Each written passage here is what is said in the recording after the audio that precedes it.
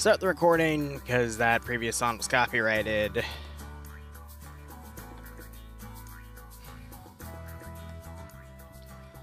Lower the volume slightly. And I think I misclicked because right now Sony Vegas decided to boot. That's funny. Let me alt F4 that. Alright, we should be good. Alrighty, and there we go for round 1. Green 4 attacking 3, blue 4 caches. Small area of Halamna, central top of the map. Nah, Saxon Low went in with the Prairie Fire DLC. That's funny. I will admit I'm a little bit tipsy, but I'm going to be coming off of it. And yeah, you know, we're going to be doing this and then some DayZ streaming. So, how are y'all doing? Wee Woo here. Don, it's green 4 attacking, blue 4 defending. If you're going to write a poll for me, you already did. Thank you so much. And we'll see how things go. Let me look at the number count here for TeamSpeak, because that always gives us a decent indication of how many people are on the server. We're at about 98. I'm scrolling down. Got a few people below, so it's about 95 for this scenario. So that's not too bad. And we'll see how things go from there. All right. Overall, with green 4 attacking from the south, we've got 2 different roads, an MSR coming on the right side, an MSR that diverts to an SSR on the left side. We got some SSRs that go into some open territory here for them to work with. MSR can go all the way around and attack from the northern side, but there's an open area where that's going to be spotted. But a lot of open area around these objectives, but we do have some forested ways to go on the 2 southern objectives. So right off the bat, looking at the map, the northern objective right here, we got these open areas to lock things down. You got a little bit of a buildup up here that looks like some custom buildings.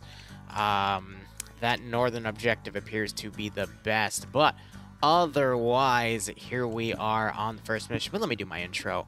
Hope you're all doing a-okay. Wee Woo here, and today we've got FNF for I don't know how many times we've done it, to be honest. It's been so freaking long. And yeah, no, the previous on M4 Fonts Part 2, I used to play that all the time for mission dev and whatnot, but again, it started getting copyrighted, so we had to switch up. Bro, what? Depso made this mission background. God damn it. I'm too drunk for this.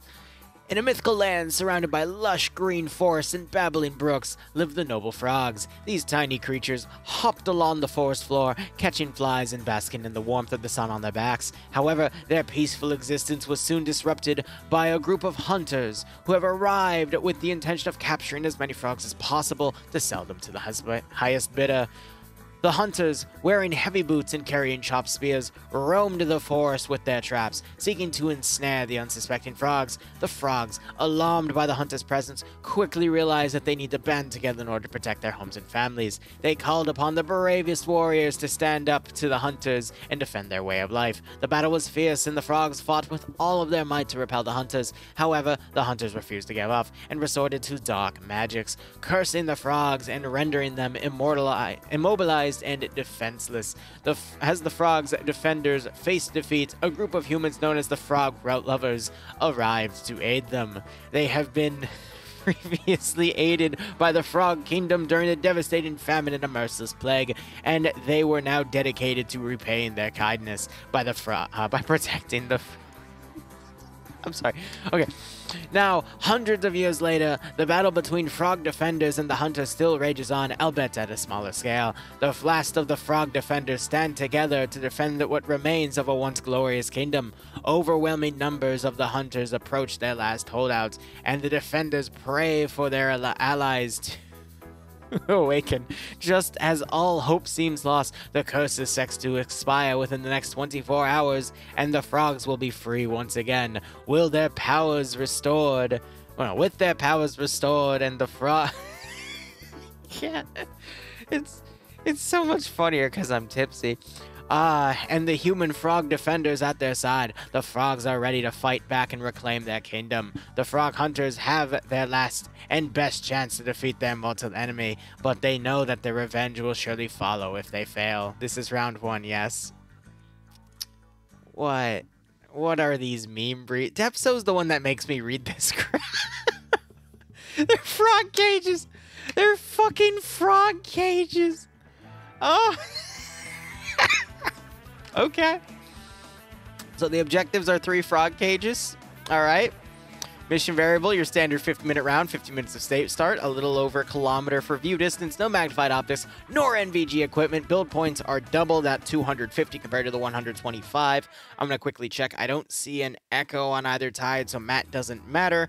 Blue 4 are your modern generic military urban camouflage kits made by banks. Their loadouts are Mark 17s or Mark 18s. So I believe that's Scar H's or basically a 5.56 copy of the Mark 18. Glock 17s for the secondary handgun, 249s for the LMG gunners and Alpha Bravo Charlie, 240 Golfs for the Delta machine gunners. Light anti-tank for Alpha Bravo and Charlie is going to be the M136. Crew and Aviation get the MP7 or a Mark 18. Their assets include 3 M2 GP keys, which means GPKs, excuse me, which are shielded M2s. We've got 3 transport Land Rovers, a static M2, and 2 sit-down M2s. There is no Op 4. The enemies are on green 4, and that is going to be just black uniform kits here. Loadouts are going to be modernized AK-74s with the choice of Western optics with Zentico railing or Eastern optics with UUK rails. Otherwise, AKSs if they want to be Chads, and MP443s for their handgun. Light machine gunners for Alpha Bravo and Charlie get the RPK. Medium machine gunners get the PKP. And then light anti-tank's going to be the reloadable RPG-7. Crew and Aviation get the PP-2000 submachine gun or an AKS. Assets for them include a M2 MRAP, 4 M2 M113s, and then some transport trucks. All right, looking at the roster here for Blue 4, we got Curie commanding with Charlotte as the 2IC, Batty as the platoon medic, Keen leading Alpha with K-Kier, Lolo, and Mutant all under Alpha actual, Mutant playing medic, K-Kier being 2IC, Lolo being a marksman. Marksman rifle appears to be a Mark 11, which is a 20-round 7.62 by 54 NATO marksman rifle. We got under Alpha 1, Olaf, Reaper, Seismo, and Sam.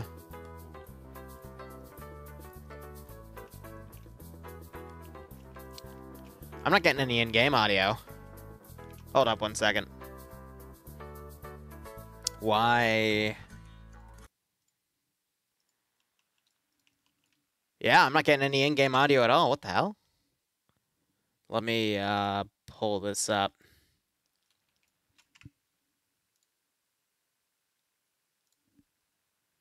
No, everything's set right.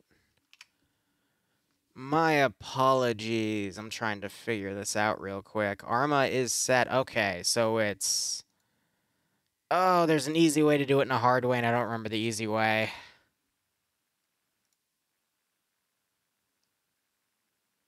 Let's try that.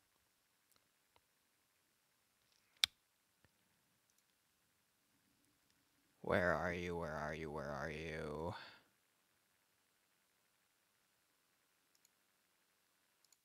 There we go. All right. My apologies for that. I love that they added that feature in there because now I don't have to completely restart my damn game every time I do it. So my apologies on that, but we'll go with everything there. But regardless, let's go back to the mission here because otherwise I'd have to completely restart my game, and that's a, pain in the butt. Otherwise, we were through everything on the roster. I think we're on loadouts here. So we went through Alpha 1, that's Olaf, Reaper, Seismo, and Sam. Flux leading Alpha 2 with Korvac, Arma Jesus, Roaster, and Zonies. We got Pepega Pirates in Blue 4.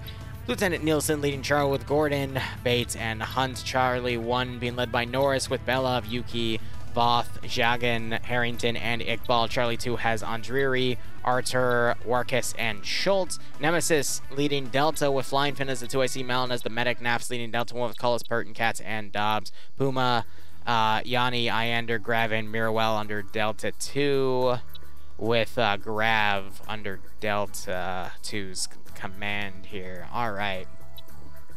Pierce is leading Green 4. with Shinada pair, hope I pronounced that right, as is 2IC, Wikifin being platoon medic, Pro Hunter leading Alpha with Crazy as the 2IC, Kabubi face as the marksman. Marksman rifle for Green 4 appears to be the 10-shot 7.62 by 5.4 R. Yeah, it's, you know, marksman rifle there. It's the SVD. Otherwise, Solomon's being the medic. Alpha 2 has merged everyone together. Between Alpha 1 and Alpha 2, it's got Gogu, RB, Lusode, Mike, Camred, Fila, Herman, Rodrig, Vagrant, and Atanius. Bravo has Arcane leading with Roach as the marksman. Bravo 1 has Abyss, Tim Kappa, Legend, and Rufi. Barad and Revolk are under Bravo 2. Kermit, Pogo, and NASA as Charlie leads. Bluck leading Charlie 1, Tymek, Alexander, Skipu, Roydy Camper, and Swola together. Charles and Lolo under Charlie 2. Delta has Ash leading Layden as the 2IC. Eric as what appears to be a medic role based off his weapon. Major Con leading Delta 1 with Wheaton, Patriot, and Banks, though Banks has the leadership mark there, so I guess Banks is leading. And you got Mito, Lurch, Aussie Wookie, and Oddball together under Delta 2. I need to readjust these settings.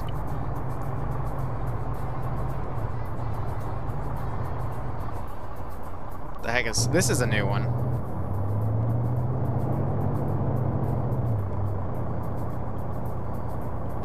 That's also a new one. Neat.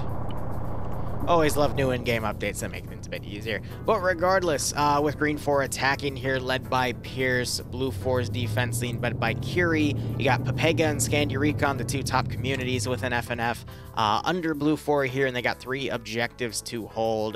The best communities don't really do the best on defense circumstances. Usually they're better offensive units. Malin putting a message out there basically telling people to contact him if he's needed, but otherwise let's look over at our AO. So our first frog cage, quote unquote, for this AO is in this area. It looks like they did a bunch of folded sandbags here. I kind of like that zigzag effect they create, but texture-wise, that's a lot of textures to put down, but that is fine. You've got this open area around the AO. However, there's a forested way to go up from the south, which I believe Green 4 will try to exploit because going from the north is suicide because of all that open area. But still, with that forest being right there, that does make it a bit of a tougher AO. This second objective right here, the frog... Oh, my...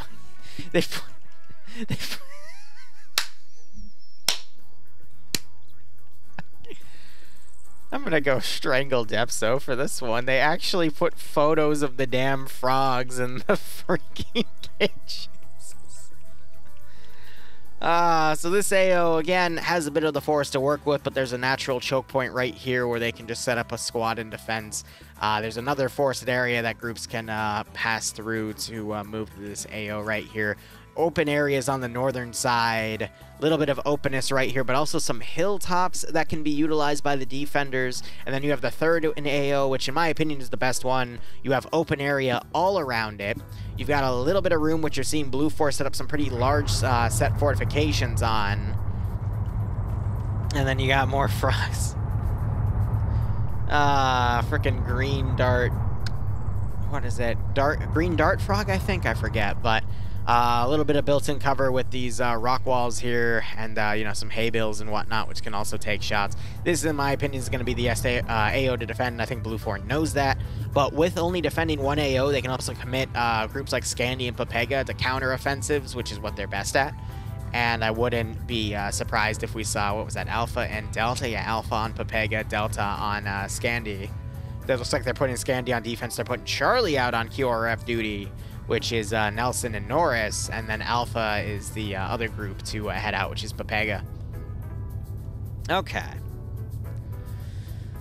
Overall, I mean, we're going to see how Green 4 goes in. I'm going to be honest, I think just a simple southern approach, have the vehicles go up the right side, or maybe, you know, trying to lock down through these open areas right here is good. Maybe put one behind the infantry to go up through the forest. Take that, put the vehicles on the open side on the left flank, bring, you know, 3 on the left, 1 on the right to cover, and then advance to this AO. The really tough one's going to be right here. And I'm going to be honest, at that point, you probably just want to mount up, head all the way around, deploy on the southern side of this forest, and try to use the smallest gap you can to support, and then you can have vehicles on the left and right side support you. And I'm using vehicles plural because Green 4 have, I think, 4 M113s and even an M2 MRAP to work with, so they've got a lot that they can utilize, and with all those vehicles being fielded, they can bring everything in. But Another thing I want to point out is I don't see any dedicated Echo groups for either side. And Echo...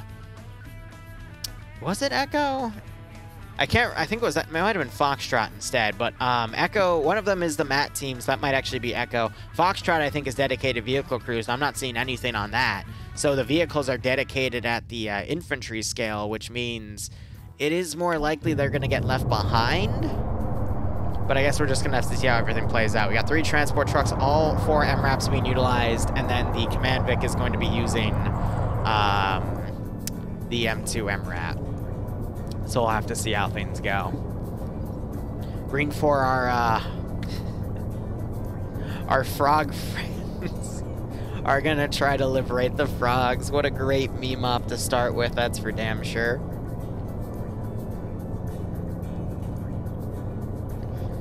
Ay. But how is everyone's Friday? Spent mine, put the VODs up. Did a little bit more development for the Rooftop Korean Op on Sunday. We're going to do FNF. I'm going to take a 30-minute or hour-long break, and I'm debating whether or not to go on to the Stalker DayZ server or the Namalsk DayZ server. I'll probably let you guys do a poll by the end for which one you'd want to see. And we'll, you know, change out the soundbite profile to mimic it. Yeah, oh, Malin, I agree with you. As long as the mission is balanced, I don't mind how memey it gets. I mean, my God.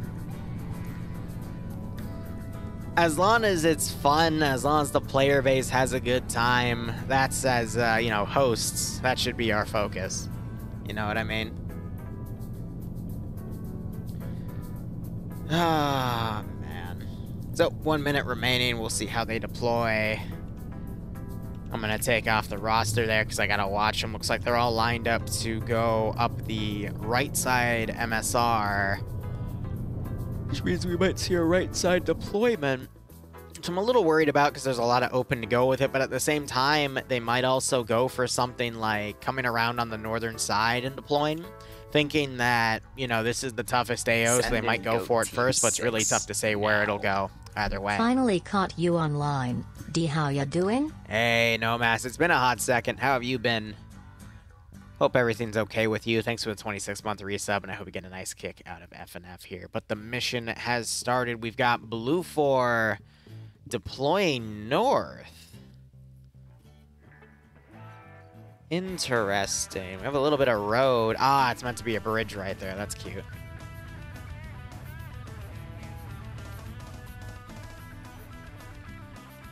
I don't get where these guys are going because they're going to have to take a right to get on this SSR. They could have just gone that way. So the fact they're right here kind of shows me they might be deploying on the forest right here unless they're going to try to hug the map. That was a bit of a weird maneuver. And you got Blue 4. Oh, okay, so Blue 4 is going to be deploying basically to hold this back line, knowing that Green 4's only chance to really take this AO is to go on the northern side. So they're going to just play a turtle defense on this area and basically deny Green 4 any chance to maneuver on this final AO. And I'm not going to lie, that's actually pretty smart. Again, more on the turtling side, I think it would have been better to potentially have one of these groups go out and wait in reserve until they knew where Green 4 was coming and then hit them on the flank. But full turtle's not bad, as long as when they realize where all of Green 4 is maneuvering, they quickly move a force around and try to hit them on the side, but still, that's a tough call to make in the moment.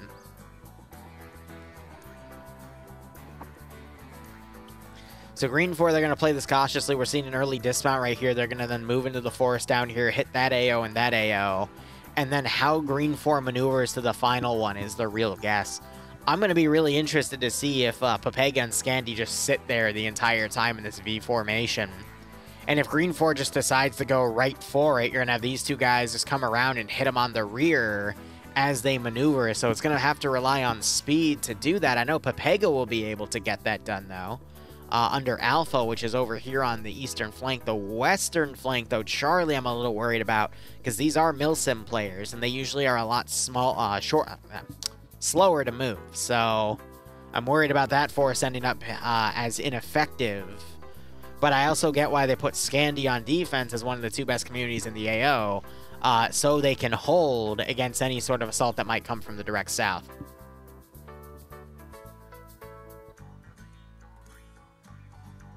So we'll just have to see how this all continues to play out.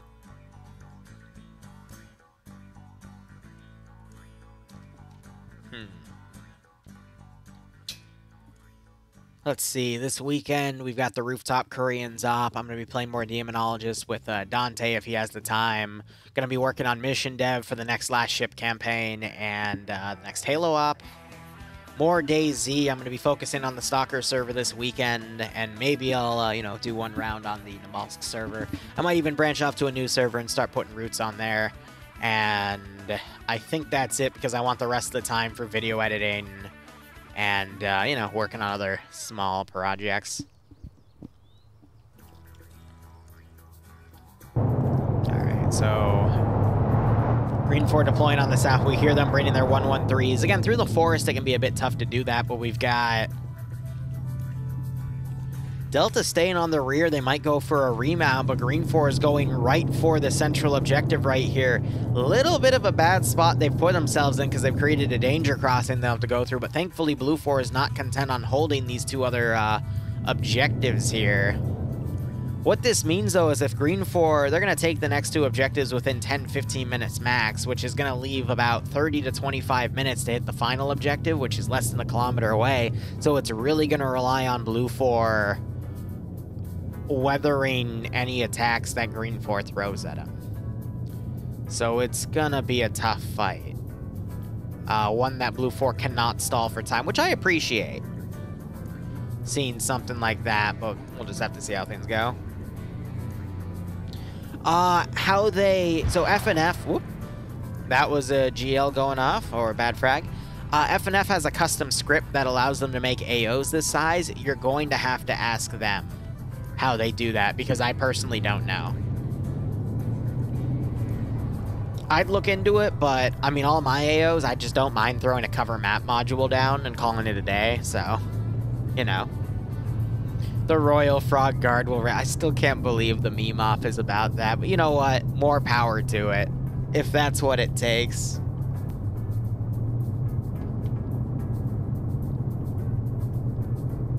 I'm all for it.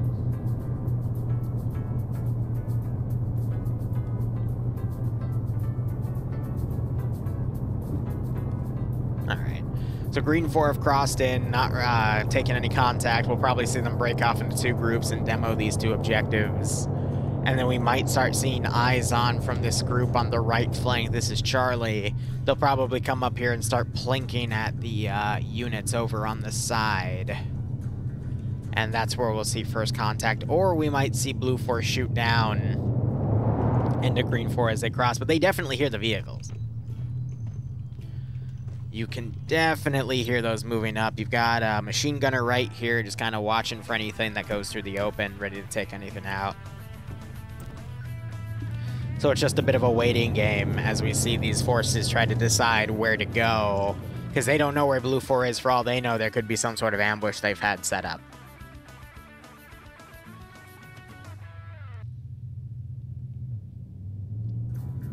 What do you mean by that, Blizz? Alright, so we got 50 cal firing both at the vehicle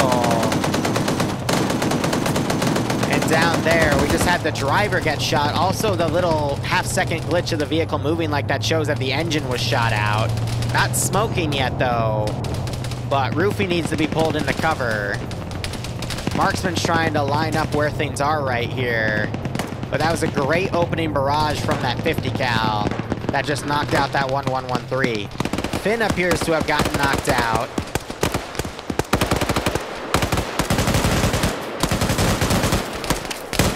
And you got 2 medium machine gunners just laying down hate on this area right here. Gotcha, Blizz, gotcha. Fitting name, then.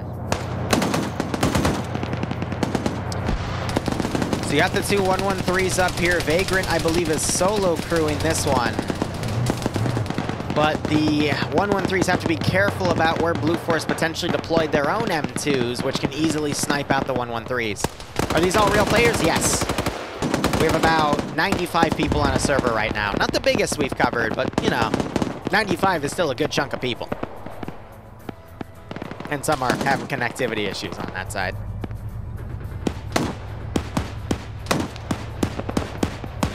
So we have a sit-down 50 right here. That's what's firing over at this crowd. We actually see a guy that's been knocked out. He just woke back up, though.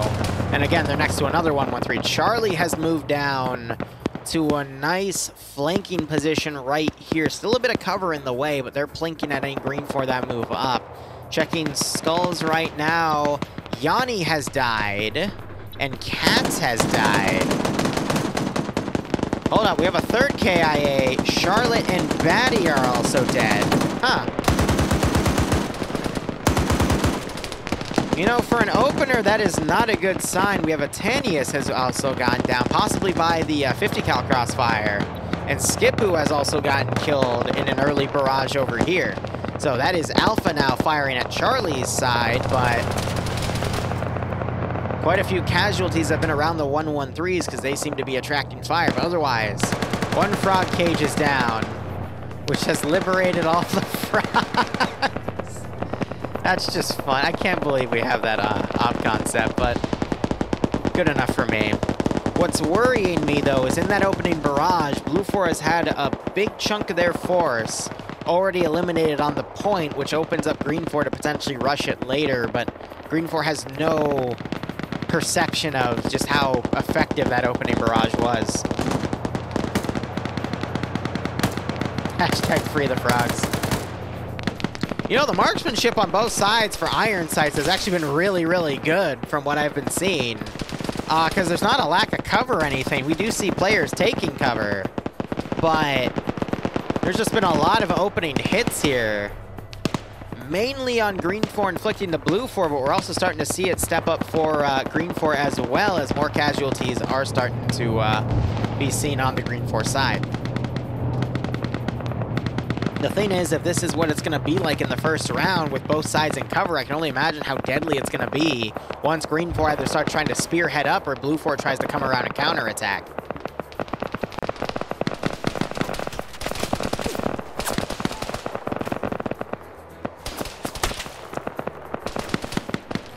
I'd also imagine a lot of the rounds going through are 50 cal rounds, because they can also defeat certain types of cover as well as penetrate through vehicles and still inflict quite a serious amount of damage. We see Cake here with 2 kills already on that 50 cal. All right, there's the first objective destroyed. Someone threw a satchel and toppled the frog cage. You would think that would blow the frogs up, but, you know, who knows?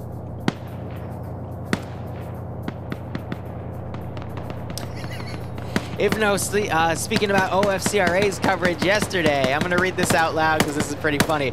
I learned many things yesterday, honestly. Thank you for covering it, too. I've learned that Ukrainians are not bilingual, that units take 15 minutes to move from a position when told, and that I was always like a minute behind on each objective I arrived at. Yeah, just about. That mission yesterday required the attackers to be constantly on the move, and it just... I knew it would have been a little too advanced for OFCRA. No offense to OFCRA, but sometimes it takes them a little while to do some maneuvering. I do appreciate the mission Mac made for it, though, and I would love to see something similar done with it, just on a scale of giving the attackers more time to do the maneuvering. What round is this? Round 1 for FNF. I'm just speaking about yesterday's stuff. I don't know what you can threaten them with, Ivno, but go for it. By all means. The bank fight was indeed amazing, watching one guy wipe nearly an entire squad and then try to jump from a 3-story to the ground floor because he was out of ammo and he accidentally killed himself.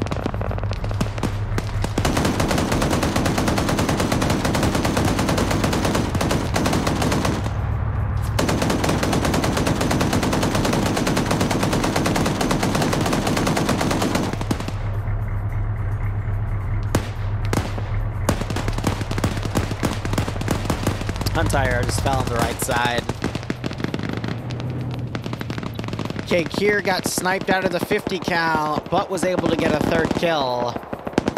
Iander has also gone down in Delta. Mike, I think, is a new death. Bluck and Depso are new deaths. Poor Depso, he's the one that made the mission, but look, he's being shot at in the open right here, so I'm not surprised. Where's his body? Yeah, you do not want to be in the open like this, because you're just going to get torn apart. We could see Green 4 pop smokes and try to use some of these shallow riverbeds here to move up, but that's going to be very messy. But now that both objectives have been taken for a few minutes, Green 4 now has to figure out how they're going to assault this last one, because Blue 4 has a very nice defensive line. And we're only 13 minutes of playtime into this scenario.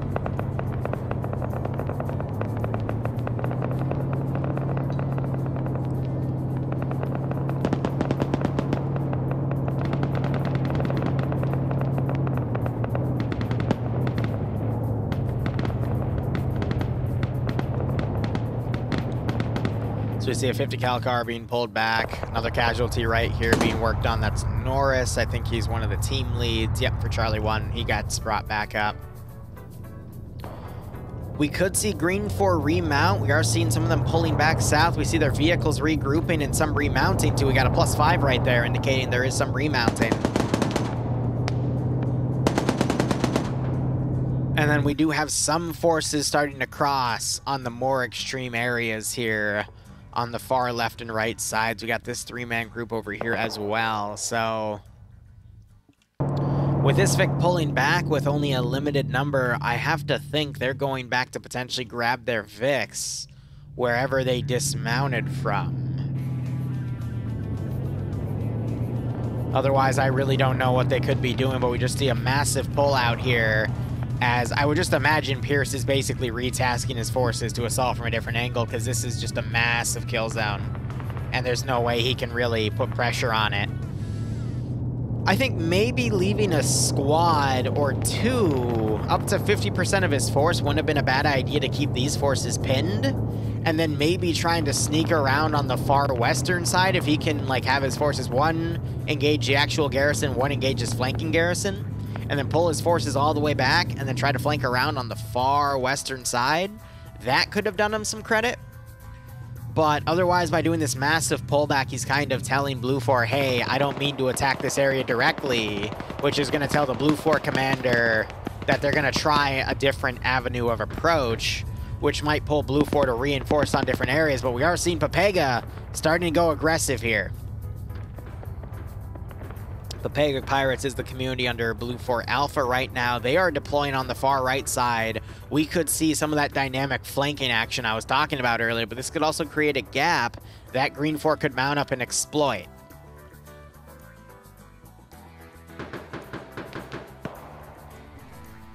So it's a tough call either way, but definitely Green 4 with units going back and forth like this. Charlie, I think, has been ordered to hold still and engage, but they're just not really in an effective position to do that. That, or they're just too pinned to even pull back in the first place. Yeah, Kermit had the kill on Cake here with the marksman rifle. I figured that. Because when you're on a static or a vehicle gun where you're exposed, you're just a sit and duck. For someone with, you know, a scoped weapon to snipe you off. So I feel like there's going to be a good 5 to 10 minutes of remaneuvering with Green 4 here. And then beyond that, I genuinely have no idea, but as this force maneuvers around, Papega has an opportunity to do one of two things. They're either going to start sweeping the floor with Blue 4, and we just saw an early dismount by Zoni as he accidentally bailed out and got knocked out. That's funny as hell. Or they're going to get encircled and wiped.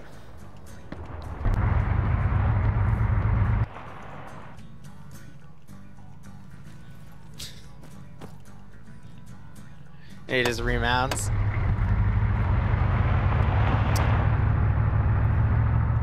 I'm not gonna lie, that's pretty damn funny.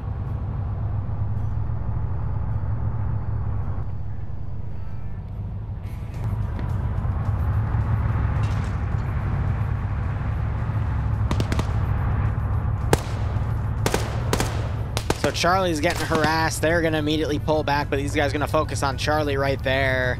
Green 4, meanwhile, have remounted in some of their trucks. Again, they're going to do a rush on another side, but this creates an open gap for Green 4 to exploit, deploy all their forces in the north and push in. Whether or not they're going to realize that is anyone's guess, because it's really hard to discern that information from what's going on here, but we do see Blue 4 rushing in regardless.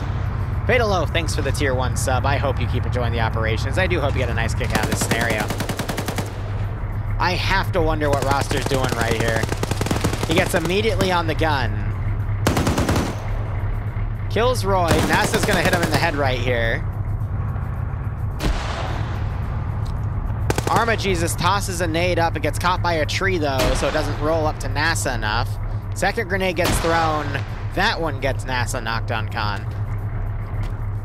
King popping more grenades around as they assault the remainder of Charlie. That vehicle rush was a little silly on Roster's end.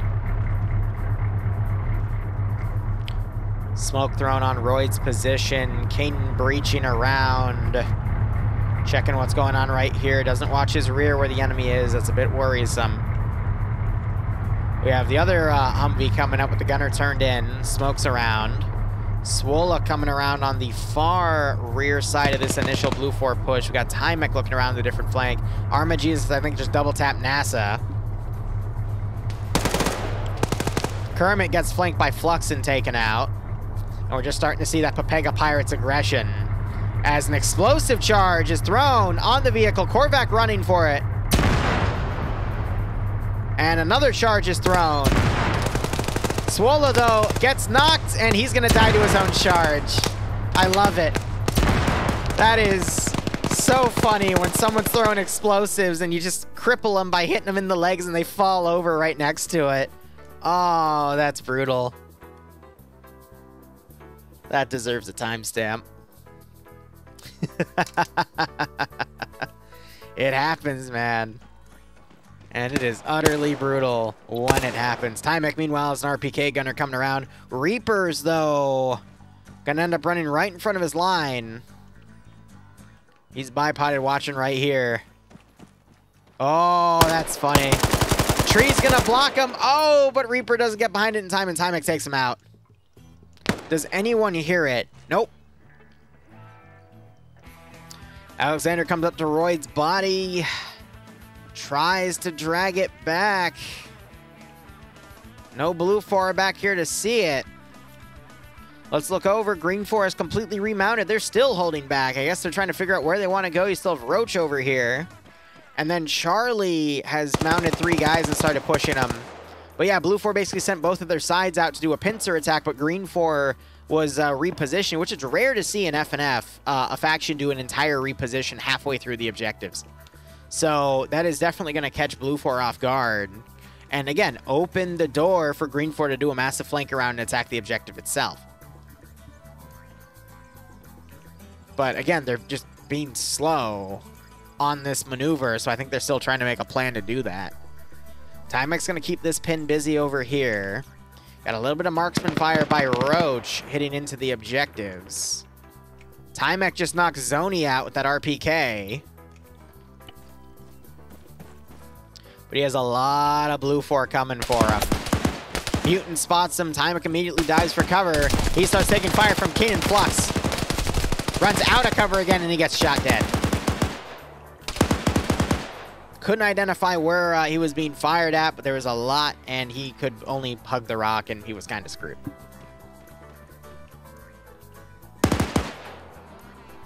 He gets double tapped. Zoni woke back up. And now you see these guys continuing to maneuver. They've taken enemy RPGs. You still have Alexander right here trying to do a little bit of recon. Might get spotted until Blue 4 might say there's hostiles up there. Green 4 going to go for a wide left flank. They might then try to cross right here. And they're going to hug all the way around and then deploy on the northern side of the objective, and that could very well catch Blue 4 with their pants down, because there's not a lot of defenders over there. Roach gets knocked uncon. He was a marksman holding back to harass, and you got Alexander right here holding as the one survivor in his group, but with Blue 4 executing this counterattack, Green 4 might have room to actually push around. The one thing I'm worried about, though, is Green 4 decided to take two 113s with them, which are very, very loud vehicles. So Charlie's going to be able to call out that Green 4 is coming around the side, and that's going to give Pepega under Alpha and the Milsim players under Charlie some time to pull back. Pepega, I think, could do it. I'm a little worried about the Milsimmers, though. Again, because they are usually on the slower end. That vehicle got its engine knocked earlier, but I could be wrong, and they might be able to use that to maneuver back as well. But again, you just have these guys kind of circling the net and wondering where the rest of Green 4 is.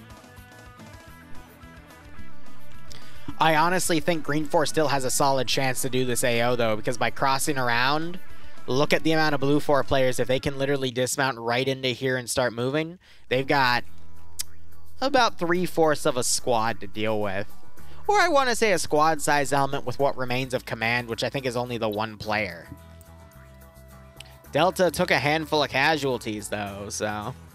In terms of player count, though, that is roughly like 1/3 or even a... yeah, 1/3 to 1/4 the remaining Blue 4. Kind of in between both. Is that what these guys are? I just know Norris plays in a Milsim, so I just call them the Milsimmers. I'm sorry. I don't mean to be derogatory with that. I'm just trying to also make a generalization of the fact that usually Milsim players are a little slower to maneuver compared to groups like Pepega and Scandi, which play on the more casual side. Again, not meant as an insult. It's just a, you know, fact of the game. After commentating with all these communities for, what, since 2020? But that's just my opinion, man. Alright, I'm gonna chill with these two.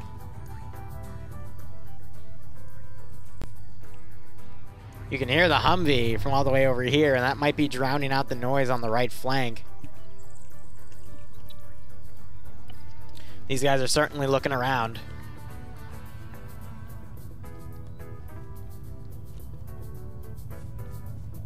Oh, now they might look right. I just saw it on Bates' screen. Now you can start, if you know to listen for it, you can hear those vehicles.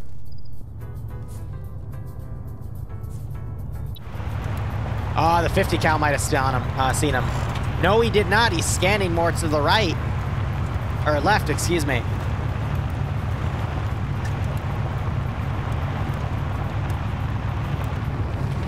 There, right there, the truck! You're gonna have to go offensive.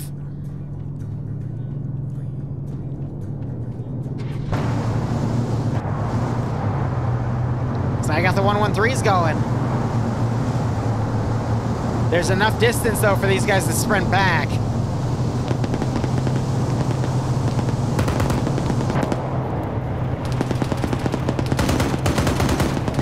It's a whole-ass vehicle convoy. I'm really surprised we're not seeing this Humvee go aggressive. Looks like they just knocked out one of the vehicles back here. The driver, this is 9 people in here, though.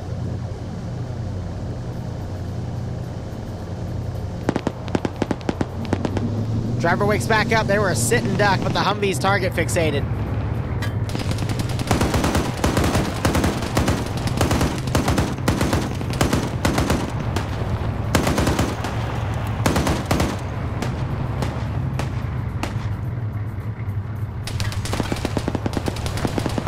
Yeah, the gunner doesn't have an angle because the driver was at a bad spot.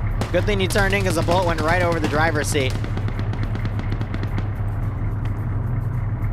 Green 4 has completely redeployed. You still have Alexander, though. He's going to be moving up on foot on the small little riverbed. He's going to be able to get right on top of this objective, and when he gets aggressive, if Blue 4 has no southern security, he might be able to sneak in there and actually hit the objective. What does he have?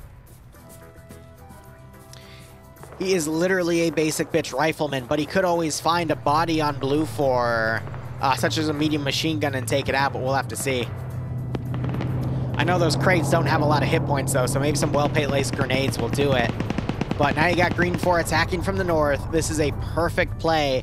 Blue 4 crossing to get right into here, but they're not going to be able to cross in because Green 4 is going to be able to set up a defensive line with half their force, and the other half's going to go in. So Delta's probably going to lock down Blue 4 right here, and Alpha's going to be able to push in but have to deal with Blue 4 Delta. But Alexander on the rear, that is what could change the game.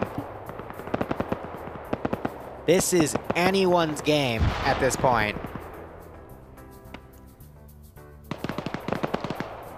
What's going to really make the difference, though, is if Pierce realizes that he's getting pushed from the southwestern flank and assigns this group to just hold and engage so that this group can push in and do what they can.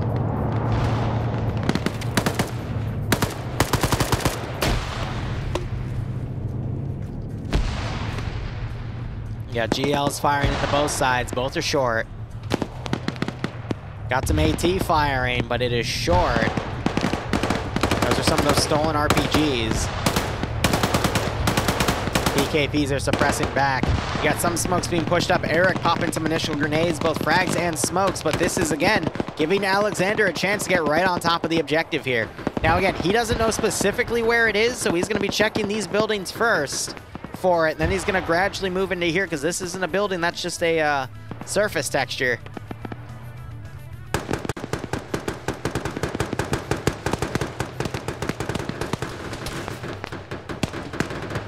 Alexander could snipe the objective, and that's going to be amazing.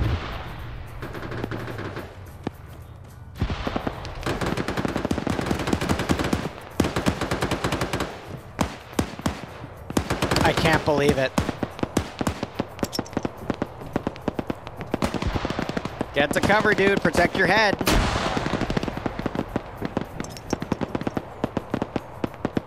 Good opening with the grenades. Nemesis might hear it. Start mag dumping.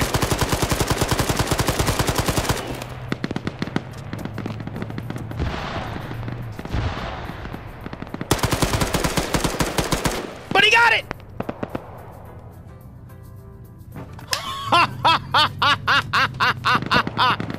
A sacrifice worthy of it. Literally the last shot in his gun.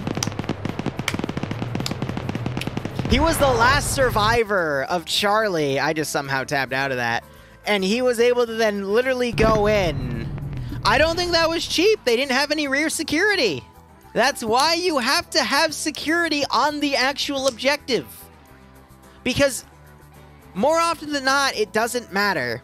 But in those rare times where it does, where Pepega sweeps the floor with a squad, but there's one survivor, that one survivor has an opportunity. And that one opportunity is to still win the damn game. Oh my god. Who won the attackers, which was Green 4, but fact check that for me. Oh, that was brilliant. There's probably going to be some salty people about that, but what can you do? Because Green 4 literally maneuvered to the other half of the map, and the quickest way to get there would have been through that objective. So there's nothing they could have done in their shoes to regroup with friendly forces. So it's like, you just go for it at that point. Blue 4 committed all of their security elements to just holding the north because they believed it was an all eggs in one basket, because they trusted their sweep around, and it bit him in the butt. Was it technically a lone wolf? Yes. But the lone wolf was created because his entire squad got wiped, and he didn't have any opportunity to go regroup because they all drove away. So it's like, yeah. One guy on the actual objective, ground command being there, would have been enough to say, hey, there's a guy in here, and even if he got instantly headshot, he would have been able to get the message out, you know? So it's like, ugh. That's on Blue 4, in my opinion, for committing too much on that side.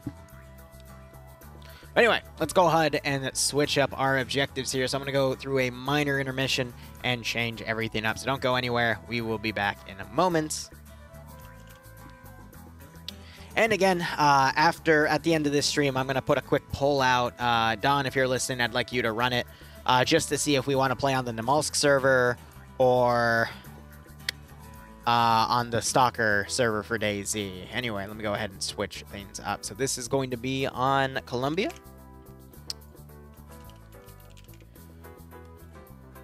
Well, I think it was more than fair personally, but, you know, my opinion seldom matters. Let's see.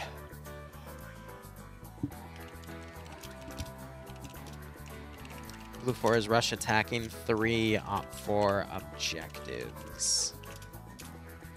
Blue 4 has a 5% numbers advantage. And M240 M1151, which I believe was a Humvee, or it could be an MRAP.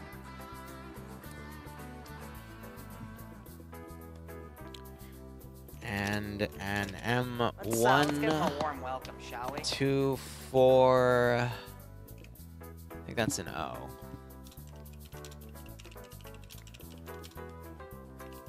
Plus transport, while Op 4 has a BRDM. 2 PKM.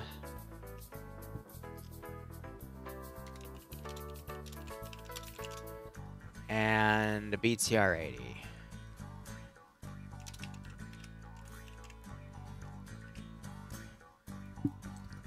Alright, cool.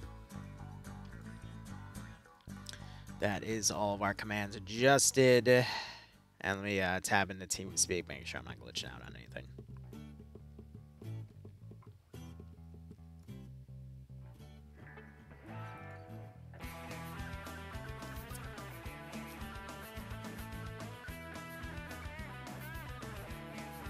Real quick.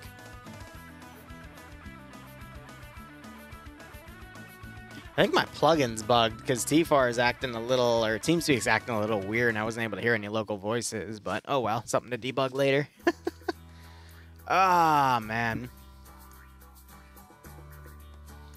Yeah, and I agree with Malin's point. Again, there was no defense in depth. Usually it's command's job to sit on the final objective to be that last line or be on an over, like, how do I put it? As defense, command's job is to hold, like, be that last line of defense. Attacking, command's job is usually to be in an overwatch position and coordinate, but, whew, that was crazy. Backdoor Wolfgate, that just, Rocker, that sounds wrong, to be perfectly honest, but, you know, c'est la vie on that.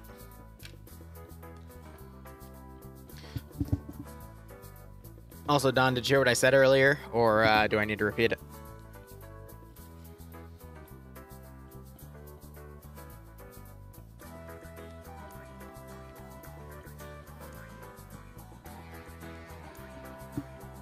Oh, there's the yawn.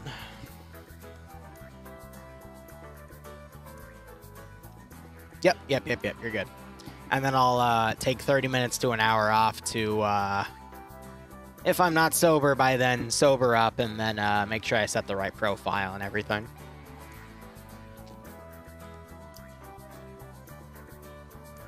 Now, if FNF ends early, I might also sneak into a 5th OML op for 40k stuff, but that depends if, you know, we end early. Fatal, I haven't calculated it yet.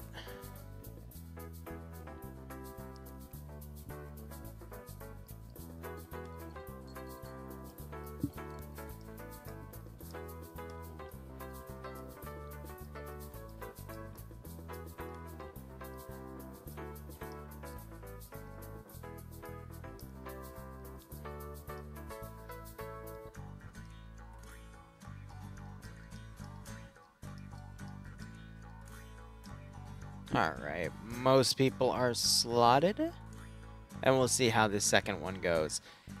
You know, ironically, rush objectives are the opposite. Rush objectives generally take the longest out of everything, because it kind of forces the AO to be attacked in a certain order, so we'll see how that goes.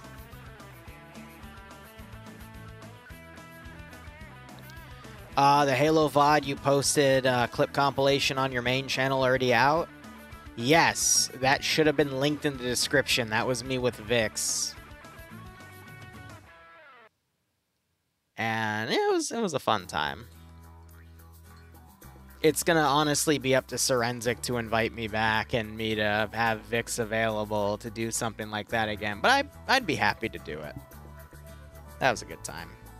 The next thing I want to focus on, though, is a while back I did some Warhammer 40k Mike Force with Rubik's Raptor.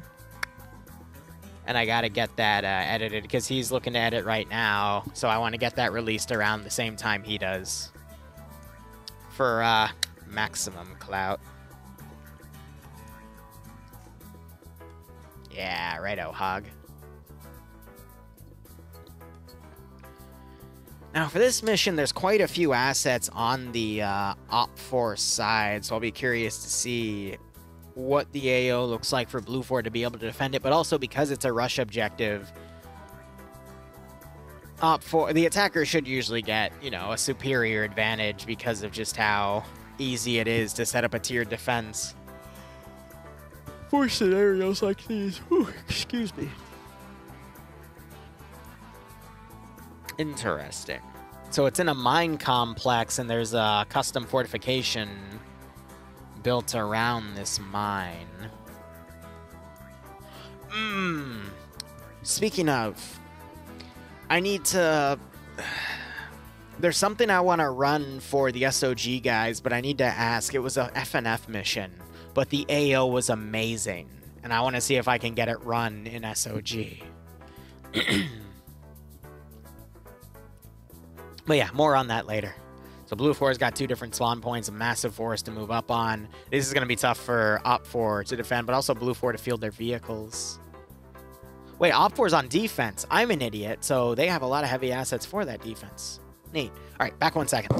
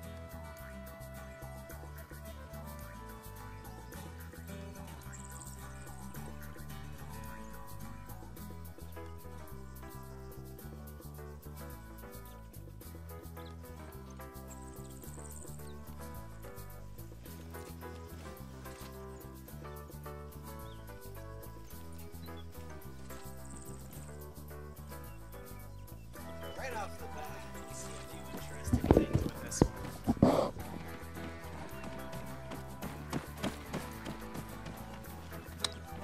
You know, I wasn't going to say that the objective was shaped like that, but now that you bring it up. Alright. Fascinating. Very fascinating here. Okay. So, let's go ahead and read off our objective. I already like what I see, though. No briefing. Awesome. Nothing about frogs this time. So that was funny for the first round. It is terminals. Each terminal has to be hacked in order. For objective terminals 1, 2, and 3, the hack time is 90 seconds. How it works is if the attacker interacts with the terminal, it starts the countdown. If the defenders are able to interact with the terminal before the countdown ends, it pauses the terminal. Though for Rush, it might reset. That's a very good Malin question if he's listening. Otherwise, he might not be. But regardless, let's see. Mission will go into overtime with the final terminals being hacked, so that gives a 90-second grace period. All right, that's fair. If all 3 terminals are hacked and... successfully, then the attackers win. If the defenders are able to keep one terminal down, then they win. And of course, if one side wipes the other, then that side wins automatically.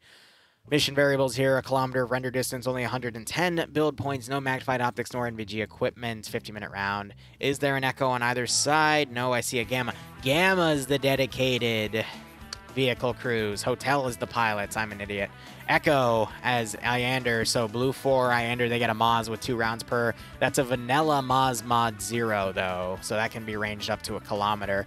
Blue 4 kits are your modern American Marines camouflage here. So you got your platoon sergeant, platoon lead. So let me do that again. Platoon lead, platoon sergeant, squad leader, team leader, auto rifleman assistant, grenadier, grenadier IR that have the hunt IR 40mm camera grenades. You fire them up in the air, gives you a nice bird's eye view as it parachutes down, which are the little parachute things we see in the AO from time to time.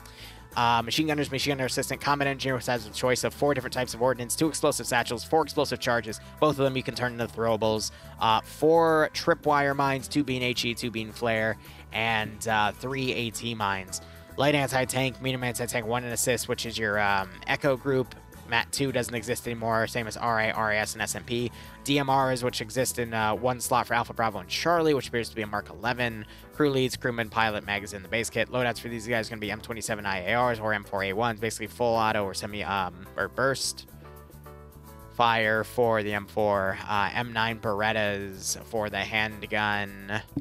M249s for Alpha, Bravo, and Charlie. M240 Golfs for Delta. Light anti-tanks going to be M136, and crew and aviation get a choice of MP7 and M4A1. Their assets include an MRAP M2 an M2 MRAP, my bad, an M240 Humvee, and 4 transport trucks. OP4 are just your airborne EMR camouflage kits, so basically VDV. AK-74s or AKSs, MP443s for their handguns. Hey, Will, how you doing, buddy? RPKs for Alpha, Bravo, and Charlie. Delta get the PKP. Light anti-tank for Alpha, Bravo, and Charlie is going to be the RPK. Crew and aviation get an PP2000 or an AKS. Nothing on crew served weapons. They have a BTR-80 to work with, a BRDM to work with, 2 gases open-topped, 1 gas with a PKT up top, and 2 VDV PKM MG nests to set up at their leisure. Oh god, what's the button? There we go. I made their symbols go away. Otherwise, on command for Blue 4 is going to be Puma leading. I think my TFAR... Yeah, my team speaks bugged because I can't hear anyone locally, so I don't know what's up with that. Batty as the medic. Yanni leading Alpha with Grav as the 2IC Grenadier. Cullis being the marksman with the Mark 11. Dobbs being the medic.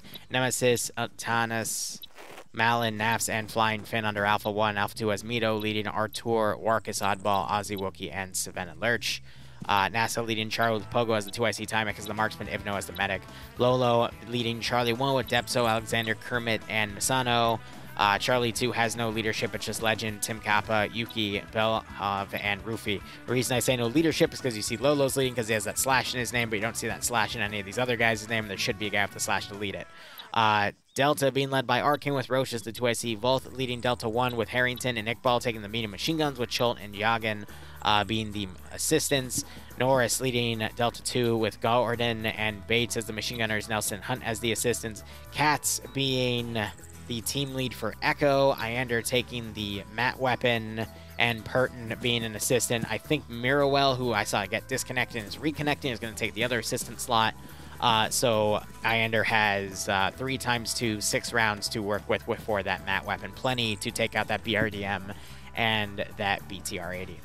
Sam is going to be commanding Op 4, Charlotte as the 2IC, Lolo as the medic. By the way, for people that ask, scan your recon on Blue 4.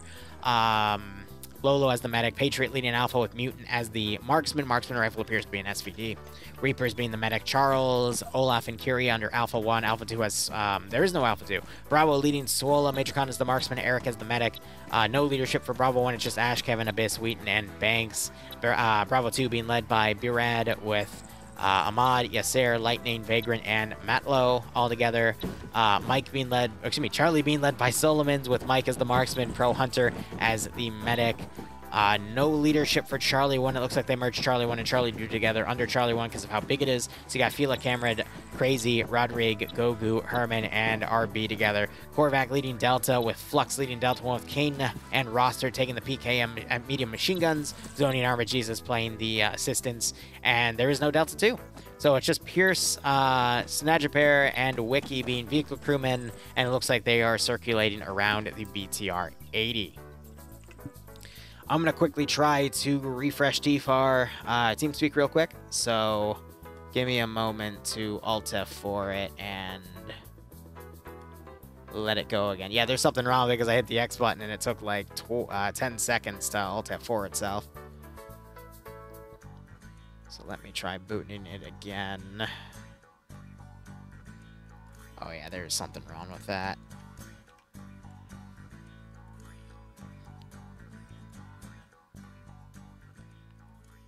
I'm gonna try extracting the plugin because I think it was just a bad extraction. Happens once in a blue moon.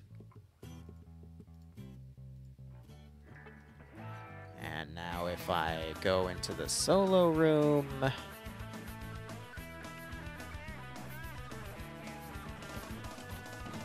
let TeamSpeak automatically drag me in. Now we can hear him. Here's the post of God. There we go. So sorry about that technical difficulty. It happens. But otherwise, let's go ahead over the objectives. Objective 1 is going to be a terminal right here, right on the edge of the tree line for Blue 4 to go in. Blue 4's 2 AOs to move in. Since they only have transport, they'll be on foot. They do have these 2 Vics, though, which will give them some limited support. But again, driving through a jungle is very, very painful to do. But they can keep those vehicles for the other 2 objectives. But Terminal 1, honestly, just cross through the jungle. They can use this other spawn point at this military bunker, and they can go right in. Hit that position, and then use the tree line, get up to the second position. Second position is a terminal building up here. Okay, where is... And then the third one, they have to loop around. And it's down here, and it looks like there's quite a few different ways for them to come into this little facility right here. There appears to be 3 different entrances. One that goes all the way over here, one we just went in through, and then the third right there. I'm wondering if there is another alternate way up, but there is some rocks they can use to climb up right there. Interesting. It's a secret train station. That's a bit of a cool AO. I don't know if that's actually a part of the map itself or something that was built, because I'm not seeing the usual gray boxes, but that's cool either way. That's right. Overall, I feel like this is also going to be a slightly shorter AO since Op4 is opting to hold Terminals 2 and 3. Blue 4 just need to send... They could just split their force and go for Terminal 1 and have the other 4 start harassing 2 and 3 and sandwich in. Normally I'd be against that. However, with how this AO is shaped, Blue 4 doesn't want to do this massive spearhead on Terminal 1 because they can only attack from one flank because the eastern flank is water and the western flank's additional objectives. So only sending half your force to go and hit this position wouldn't be a bad idea, especially considering this is a shipping thing. And then these darker textures don't indicate buildings, they indicate something else, and that indicates something on the buildings. I am metagaming a little bit from the Zeus interface, but as a commander predicting, I would just put a battle line right here and assault these positions and try to break into Terminal 1, so it wouldn't even matter that much. While committing my other half of the force to kind of scout this out and get it ready to go for the rest of my forces, so... Again, very linear style AO, just have the 2 armed vehicles come up here. You can literally get behind this giant pile of dirt and harass from afar. Have your infantry come up in support along this area, and then when Terminal 1's taken, just kind of sandwich this AO and go at it. But this is just going to be another one of those, similar to the previous round, really heavy on the final objective area. And I mean, if I was Op4, I would just hunker down both Terminals 2 and 3, putting an emphasis on, you know, both, because you can hold from the rock areas up here, and then you can also hold the internal area down here, but you don't want to put everyone in the internal area because it's not enough room for everyone there. Travel perfect for Army ACU camouflage. Some of the frickin' U.S. military camo schemes I look at, and you gotta wonder what the hell were they thinking. That's just my opinion.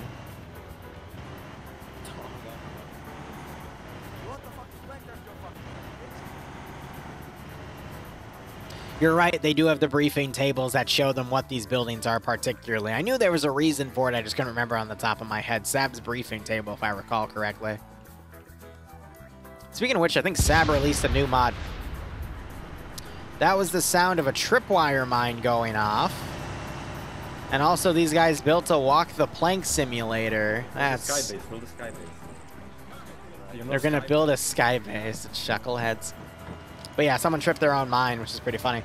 However, safe start still for 3 more minutes, so they're still invincible for that period. But yeah, I think Sab, he made a version of Deformer, but you can do it in the Zeus interface. So that's interesting to see. And they just deleted it and caused Under to fall. That's cute. We got a BTR mounting with some troops coming up here. Could divert all the way around, potentially to put a few guys down there just to hold, but there are a few decent Overwatch positions you can take to at least hunker down on that terminal. You could even hide a guy somewhere up here and set some explosive charges or satchels and, you know, try to bait people to go in there and blow them up for some easy kills too.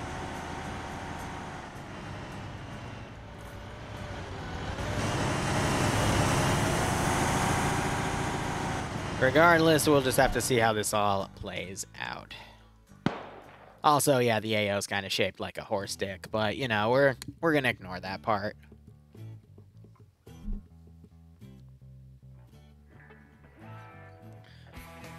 Ah, man. But, you know, if this goes quick, we could sneak into a 5th OML op, but I'm doubtful because, you know, 2 FNF rounds usually take another 2 hours, give or take, but Blue 4 evenly dividing their forces, showing me that this group is going to go on foot. This is Alpha and Echo. Well, and the remainder is over here. Win or win? What's your relationship with alcohol? Are you a good Slav? When you get good, never. It was last week or the week before, I don't fucking remember. Why are you asking from me? Yeah, why do you I'm the one who's fucking... What, Yanni? I'm the one who's... I'm the one whose brain has been shot to shit. Оце тебе теж зараз говорю, да? Що тоді добре. Here we have Scandi Recon in their natural memeing habitat.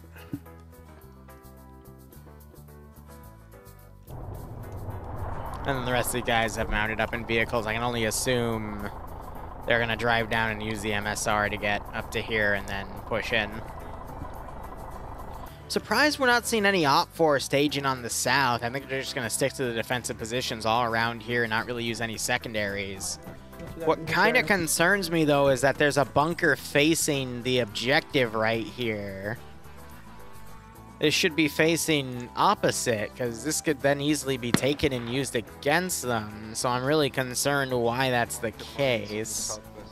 But at this point, what can you do, right? Alright, round has begun.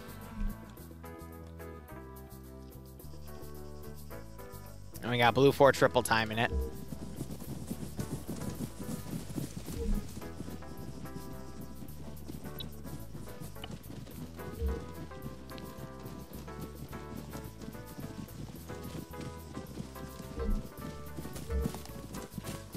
Why do I lose turn control when I backspace?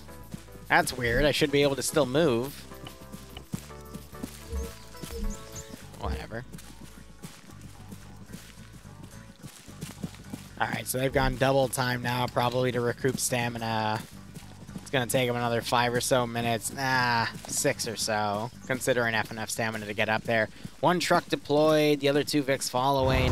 Looks like they're not going to bring the M240 Humvee. I'm not surprised about that because it doesn't, you know, it's just a 240. It's just a, like, actually a medium machine gun on it, but still.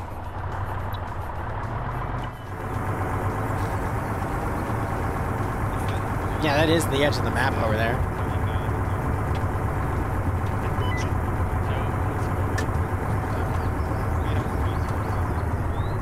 So the damn T-Far load-in noise. That was funny. We got some blue Op 4 out here, excuse me, holding the far right flank, checking the tree line over here. Just kind of looking around. All right, so a few minutes of maneuvering, we'll see how things go.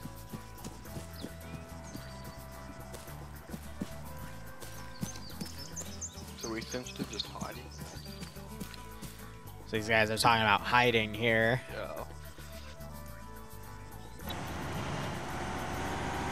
Yeah, command is watching south, the open. What? We can't see super, but we can see decent. South. Are they gonna camp with the BRDM inside? What if it gets blown up? How dead are you going to be? And you got Charlotte right here camping the actual objective. Oh, that's funny. That'll probably get someone, but after it's realized, they're gonna be dead.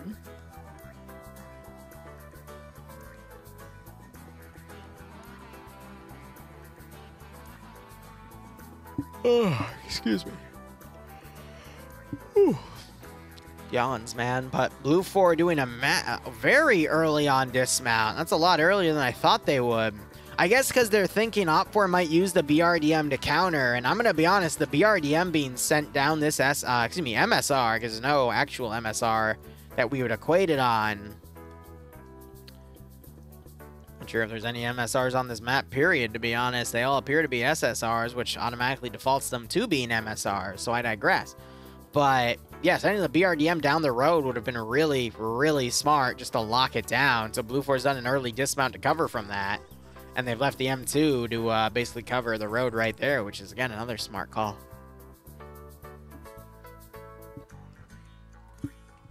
I mean, yeah, I agree it'll be a good trade, but if you're holding the final objective and there's more than a few people coming down, at that point you're kind of screwed. But this keyhole, that dastardly keyhole, my god.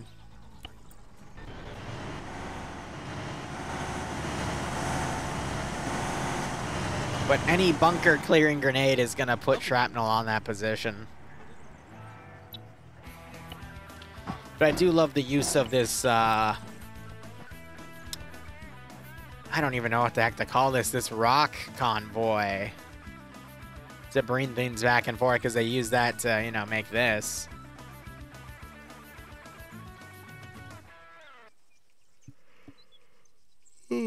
Regardless, it's really cool how they built this area literally from a mine to a shipping area to, I guess, ship out gravel.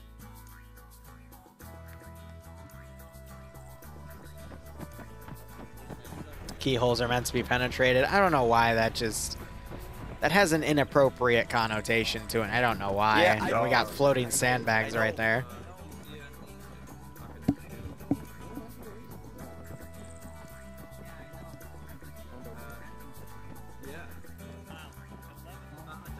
It's gonna be a long wait.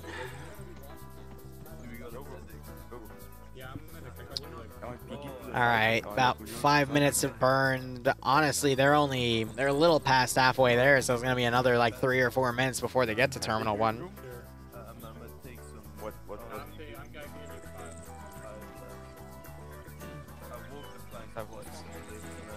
I deserve double pay. Look, I'm peeking. Look, they're peeking for you. I'm like bugging. I'm bugging. I don't know about you guys, but it's been raining all day, and didn't help that I pounded 3 ciders for lunch. I am just tired today. How may you join this server? Do !FNF, and you could probably get in by the 3rd round tonight. Under their early branch. Just got to download the mod set and find the IP and wait around for the 3rd round. And yeah, no, I agree with you. It has been a little bit of a gloomy day, but it also depends on where you are in the world.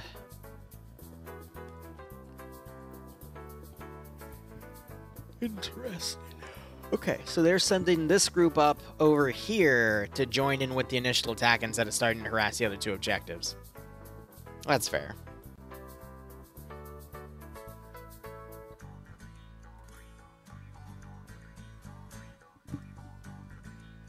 Hot over here in Washington State. Yeah. Literally on the opposite coast in Virginia, but whew. definitely rainy. So here's how this is going to play out. Blue 4 is going to hit that terminal, shift over from right to left. On this angle, you're going to see there's a few defenders right here. They're going to get overwhelmed, forced to pull back. Might have 1 or 2 stay on the back, get a, you know, some minor multi-kills here of up to 2 or 3. Maybe something crazy will happen. Otherwise, from here, you're going to see Blue 4 starting to get on this wall and engage in and trying to move up as an Overwatch element from right here pushes up and tries to assist. Forces here are going to get overwhelmed because there's just not enough defenders. There's going to be a massive Blue 4 push. They're going to start getting up here. The local fighting's where it's going to be a little tough for Blue 4 to get past. They're eventually going to break through because this BTR is going to explode and cause some pretty nasty damage on Op 4's line. They're going to be able to get into this building. And then the real issue is going to be how Blue 4 gets to the final objective from up there, because that's where Op 4 has a majority of their lines ready to go.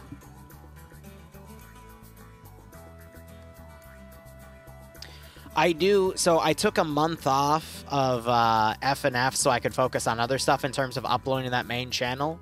In 3 days, it's 20th, 29th, 30th, so 29th, 30th, 31st, which is just the first. In 3 days, it's going to start uploading again. It's all scheduled and ready to go. I was just focusing on other stuff, and that channel didn't really do a lot. Basically YouTube algorithm BS, but I found a way to get around it.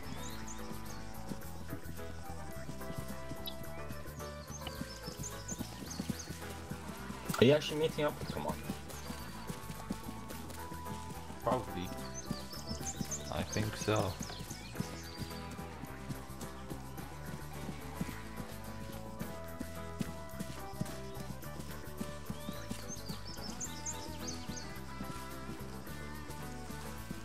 Yeah, well, YouTube's been a prick for a while.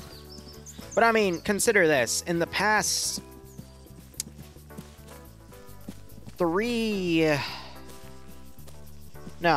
days, I've gained more YouTube subscribers on the main channel than I have since last August.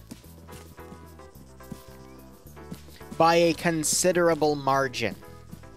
Because I finally figured out how to do the how they want a channel of my structure to do uploading.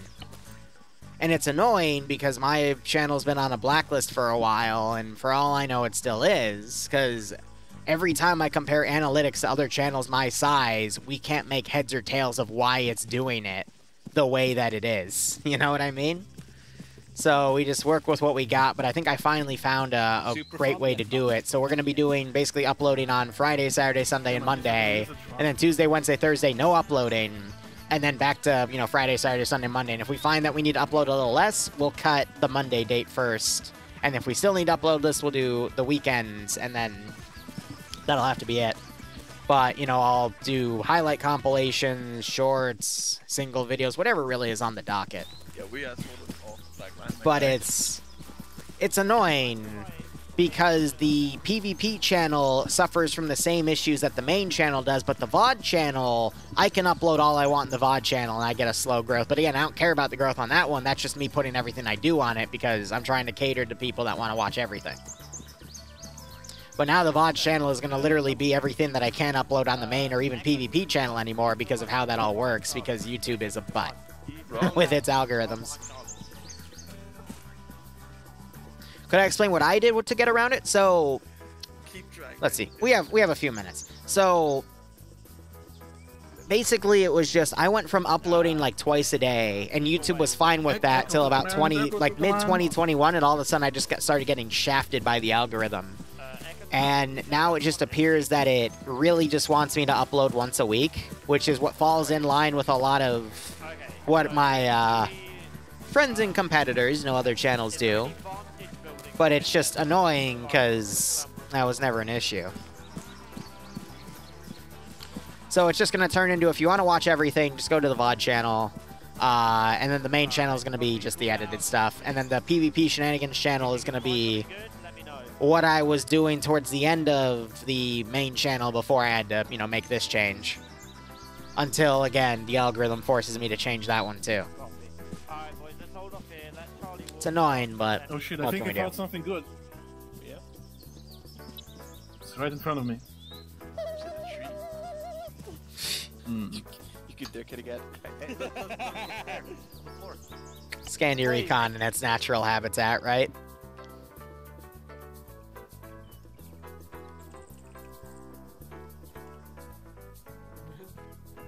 It's really funny though, because I've helped start 3 or 4 other people's YouTube careers, and I think, no, not even I think, I know all 4 of them have surpassed me, and it's been just funny to watch it all happen. I was jealous of it at first, but now it's like, you know, I can afford everything I need, so I don't really care. But it's just annoying how all those analytics work.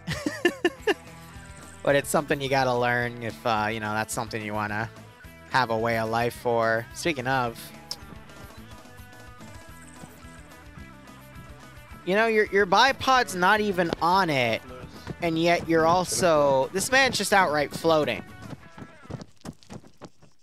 And now he's going into the rock. He's still floating.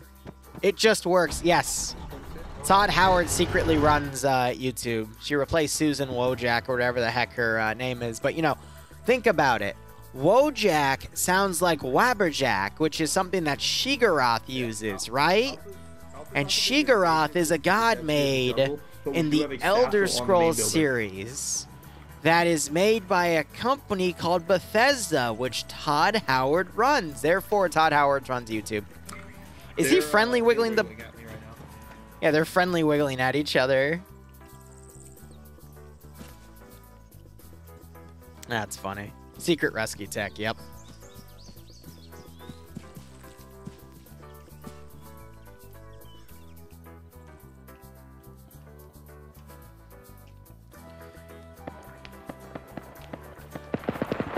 Alright, so now we got the BTR locking down this little open area right here with that KPTV 14.5mm heavy machine gun. Though it just pulled in the cover. Now you got some flanking shots, but these flanking shots can do wreak havoc on these forces right here. BTR is starting to pull back. It's gonna end up running Gogu over if he's not careful. So great flank by Delta being done right here, forcing Op4 off this line. Blue 4 is going to be able to get into there and touch the terminal, and then move up and assist. So you got this really nice battle line you're seeing. However, it is a little costly for Delta right now. They got 2 unconscious here.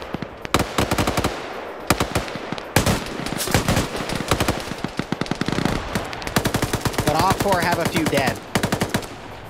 Because it was a very nasty opening they did on that line. I'm surprised there weren't more KIAs from it, to be honest. We have the shrimp content.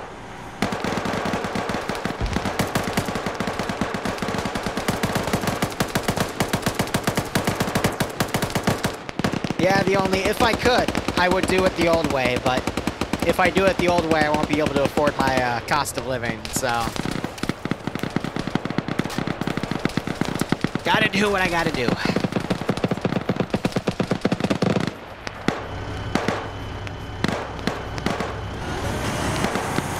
I'm really surprised that BTR also hasn't run anyone over. You got the PKT out here. Again, that AGS is disabled, so they can't just use the grenade machine gun.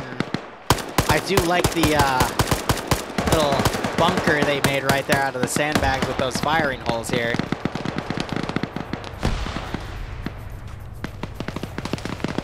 Honestly, you just have to dig through my channel, because YouTube has kind of quietly unlisted a lot of them. Unless you look up very specific keywords. Anyway, enough about me. Let's focus on the PvP. We had an RPG fire down and actually hit the M2 Vic over here and knock it out. So that was, I don't know who was in there with command. I think I just saw a disconnect message though. Now we're just having some long-range suppression here. First terminal still hasn't been touched. I think Flying Finn's about to run up and hit it. No, Savant. They're disarming the charge. Satchel they left. So that's disabled. they can go up and take it. Because they had Savannah up here as EOD with Flying Fin to make sure there were no explosive traps. Very smart call there. There's the timer hack started. So waiting to hear Kiri, because I'm assuming since he's the closest explosive specialist, he would be the one to try to trigger it. Why do I hear random whistling noises? Reapers is about to get murdered because he is completely encircled on his position. He had multiple people to his north that just took him out. And now you're just seeing this massive infantry push. As the Op 4 elements right here do their best to try to hold from this position.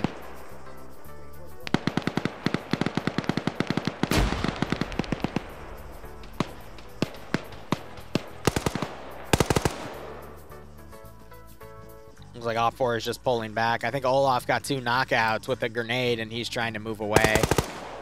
They can still be medicked up, though. Kiri taking fire from Roofy here. Roofy throws a grenade. It's going to bounce a little to the right. That's a satchel. Kiri gets knocked to his feet. Throws a frag. Did Kiri just killed himself?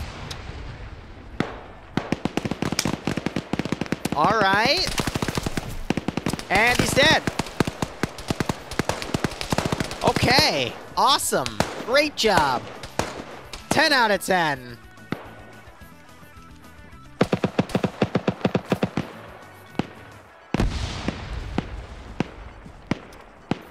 Yeah, everyone misses the part of FNF. I mean, OFCRA yesterday, I had so many highlights to write down. FNF so far I've only gotten 2, but there's always the 3rd round where we'll see a lot of shenanigans.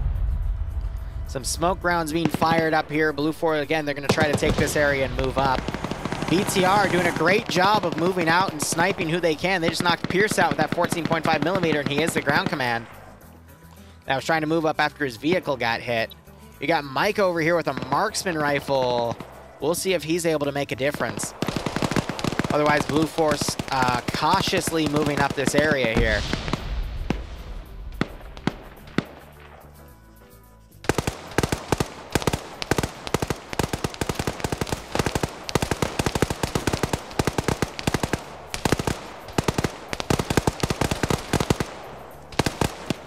Still anyone's game, but the next 20 minutes, I think, is what's going to determine it here, because Blue 4 just have to spearhead in, Op 4 have to hold, and it can go either way at this point.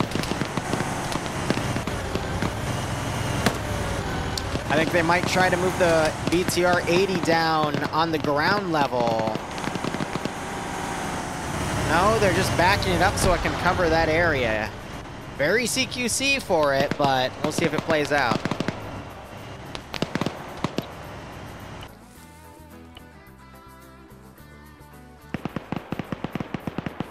Mike's trying to find a proper firing position here. Doesn't want to overextend too much, because if he's caught out of cover, he will be taken out very quickly. But if he's not too quick, Blue 4 is going to continue to maneuver, and he's going to lose his opportunity to engage. But he's still got a few minutes of engagement time here as the main part of Blue 4 moves up. But it could be hard for him to find that proper firing position.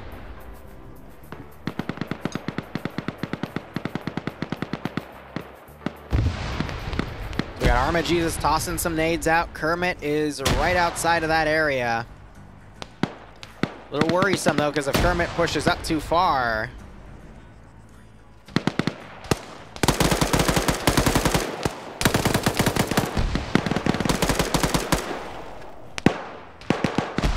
both of them do a reload. You see some Op 4 bodies right here. 80 pulled down and got hit with AT. It overextended a bit. Should have gone a little more to the left and tried to find a more rangeful position here. Jean-Pierre has decided to hold behind it. He is now getting flanked by Lurch shooting at him. He gets knocked to his feet. Godspeed, Don. Hope the ferrets are okay.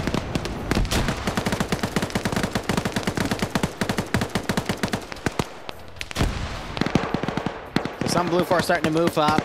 Op 4 is getting pushed from these ridges here. Arma Jesus has jumped down. And you just have this massive battle line advancing. My question is, did Mike find a stable firing position? He did. Now he's trying his best to get some hits here.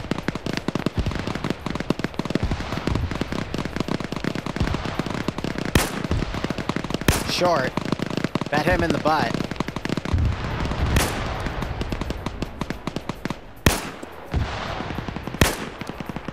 Great headshot right there. Now he's taking fire. You can hear the bullets whizzing over. I think that was Grab shooting at him, perhaps. Now you got Blue 4 doing this massive smoke advance, utilizing the BTR-80 as cover. Explosive satchels being thrown on the ridge here, but there's so many smoke grenades down that the maximum particle numbers are being reached. Thermite grenade being thrown up. Seen a massive spray on Oddball, but they're not able to get him. More thermite grenades being thrown up.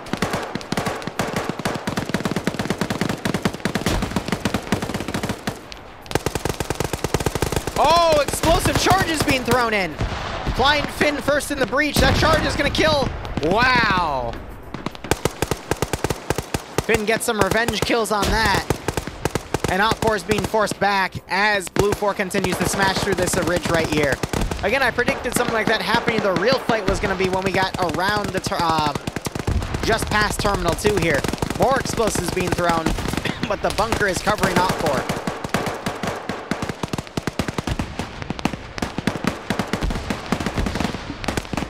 Map-wise, though, for the number count, it is still neck and neck. Little worried that Arma Jesus could come around and do some damage, but they still have waves of Blue 4 coming into the breach.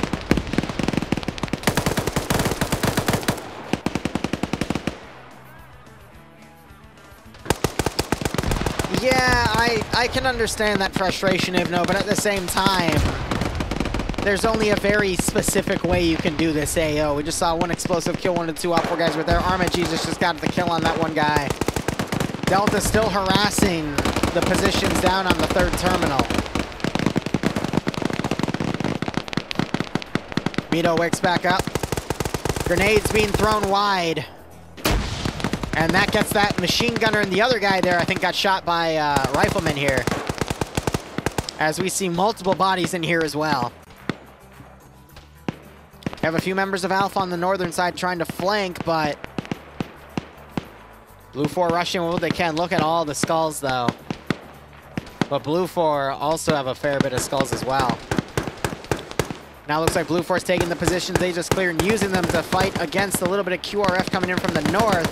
But now it's these positions over on the west. Again, these are the ones that I knew would be tough because Blue 4 have to be in the open to get to that terminal. And Eric, we just saw him get a nice headshot on a Blue 4 member. That was Blue 4 platoon. Wait, no, then who had the hat? He had the platoon cap on. I mean, Puma has a helmet. Yeah, so Puma traded his helmet for somebody else.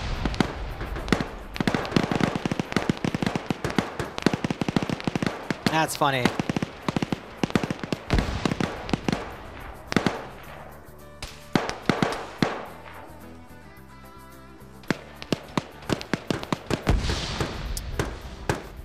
Little worried, because look at the amount of triangles we have for Blue 4 still going in. Because Blue 4 are trying some alternate stuff. Op4 still have a good chunk of triangles here, but it's also pretty lessened here, because you also have to understand they got some underground. But a bulk of the force appears to be on the surface area right here, so it's still anyone's game. The 249s are where it's going to be very, very important here for Blue 4 to gain their advantage. 2 kills with it already, but that gun is what's going to be able to keep sweeping. Lurch flanking around. I mean, if he goes up this stairwell, he's going to be in a really good position to do a lot of damage to Op4. Kevin pushing up. Kills the marksman. He takes a few hits, though, by Kermit, but he's able to pull in the cover. Saven also coming around.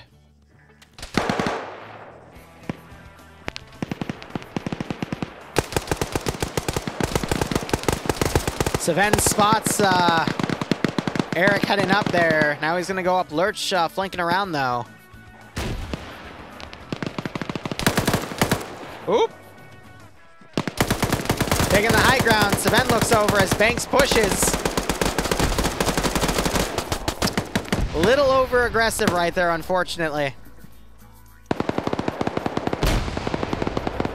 Grenades being thrown way too far, though. More grenades being popped down by Swola. Hey, right on, Mercus.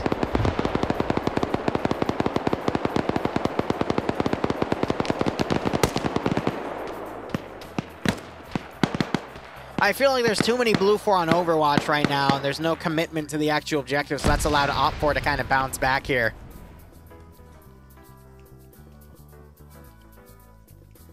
This fight was the brutal one.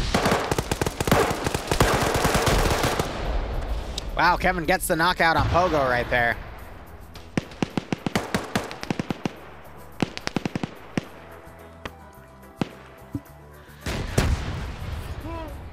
AT just fired on that corner. Swola gets Savan. Lurch trying to return fire. Swola goes prone.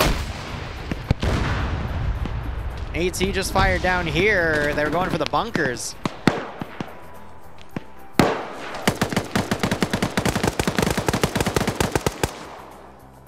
It's all about who can get the headshot first. But I can't tell if where AT's being fired. I just heard the Moz fire hitting the Gazes.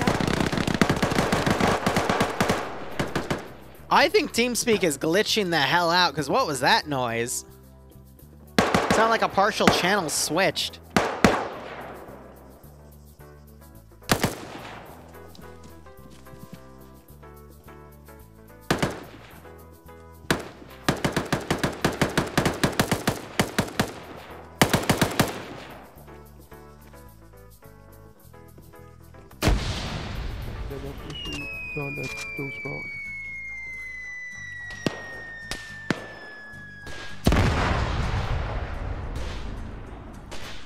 Trying to figure out, that was a flare over here.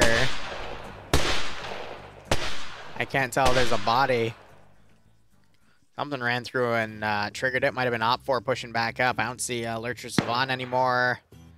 Numbers-wise, it's looking in Op4's favor. We're only 28 minutes into this. So now I think it's just going to be a slow cleanup. Pogo diving through. Grenade goes out. Another tripwire pulled right there.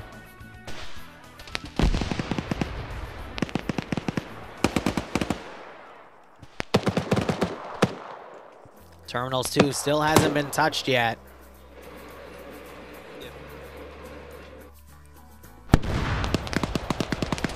Did you just...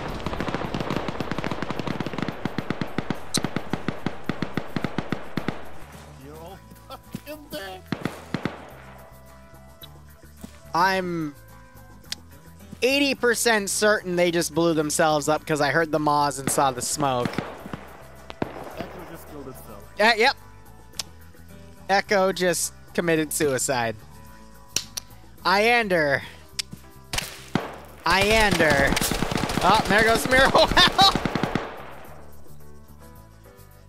Classic FNF. Iander, yeah. I guess he got too drunk. I think Op4 is going to win this one at this point.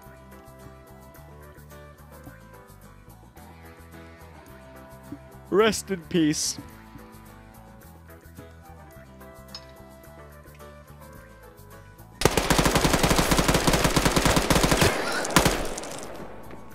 What the hell was that? Russian inside? Hello?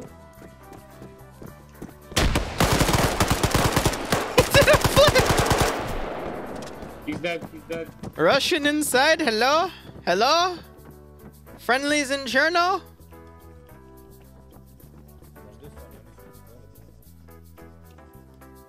Blue 4 has 3 guys remaining. Yeah, you got people like Reapers dying all the way up there. Some of these guys... How did you die? You had to have hit a tripwire, because I don't see an angle on how you would have been killed. Who knows at this point?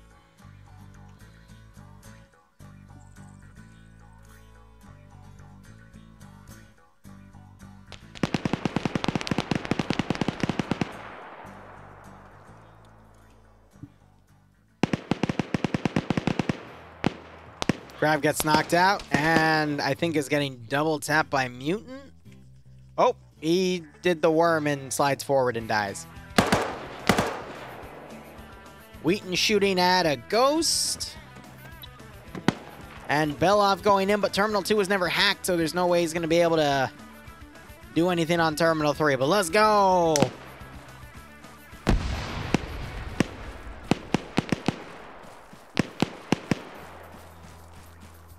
Well, I can still speak to our guys with the short range.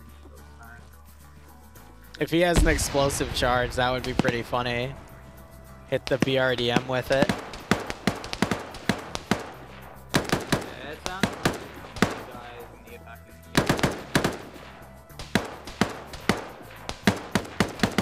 one.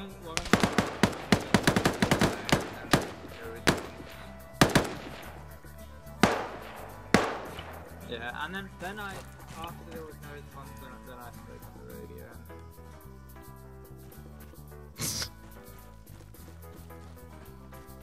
How's it going, squad? Oh, that's Terminal 2. Oh, I thought... I'm an idiot.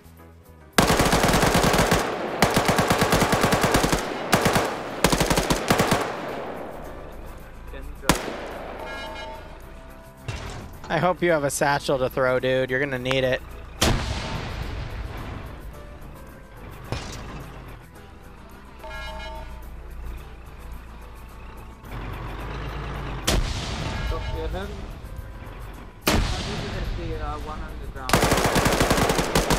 Oh!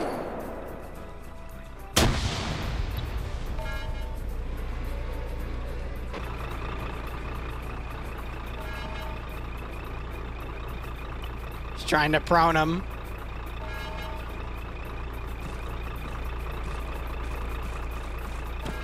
Ooh, some grenades. That one's gonna get him.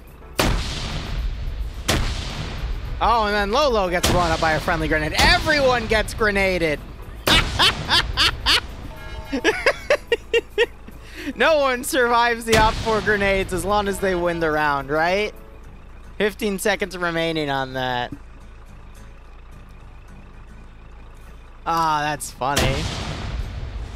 It's the classic Russian strat of, you know, just raise everything to the ground and then take it over, right? Where's Blue 4's last man? Dead. It's GG. There we go. So the other one died earlier. It was a close fight. I completely read the terminals wrong, though. I thought the third one was on the roof. That would have made more sense linearly, but I guess not. Yeah, it's 5 o'clock, and we're moving into round 3. I might be able to sneak into that 5th game after all, in which case we'll just sneak that in, and then we'll do that after. But let's see Sustained Assault. I'm going to switch up the music. Getting sick of Walk in the Park, so we're going to switch it to something that I'm also sick of. Hell yeah. Excellent.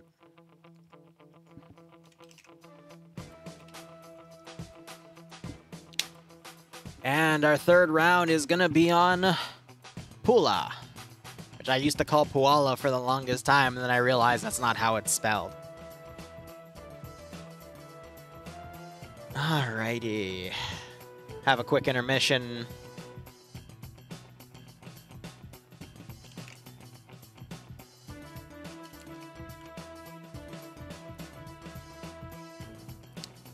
And let's go ahead and break down the mission command here.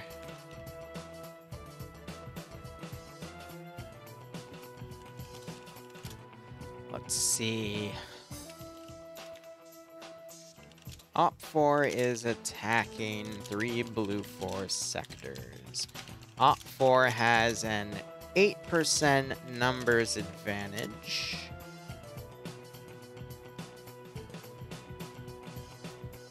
An HMG Land Rover and a SOCOM boat, while Blue 4 has 2 Dishka Hiluxes. And that's it.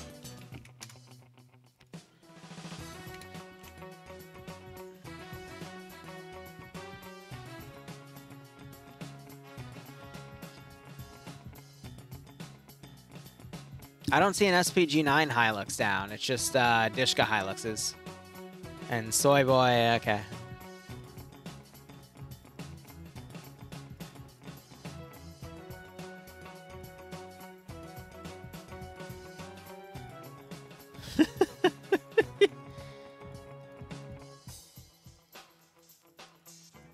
It's gonna be all fun and games until a bunch of people take the slots.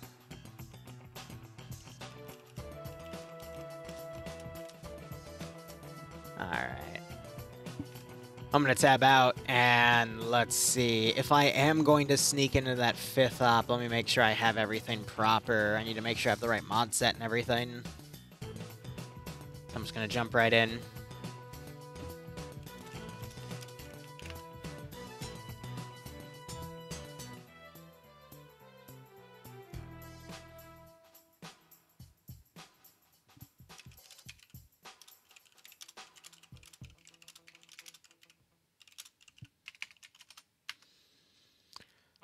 All right.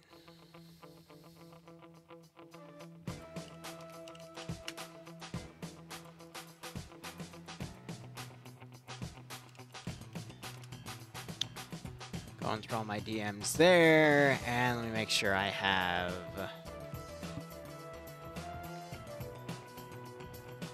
Oh, wait. 1600 is 4 p.m. Eastern, not 6 p.m. Eastern. Wait, no, that's for tomorrow, but that's listed as Friday.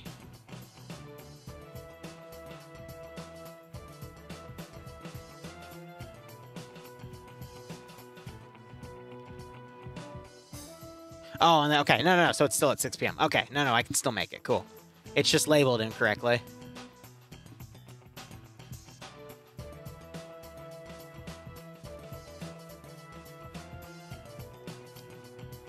That's funny. Alright, where is their mod set here?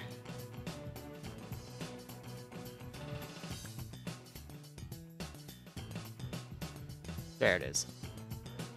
And it's a minor change from what I'm used to. Excellent, excellent, excellent. Oh, I'm gonna have so much editing to do this weekend.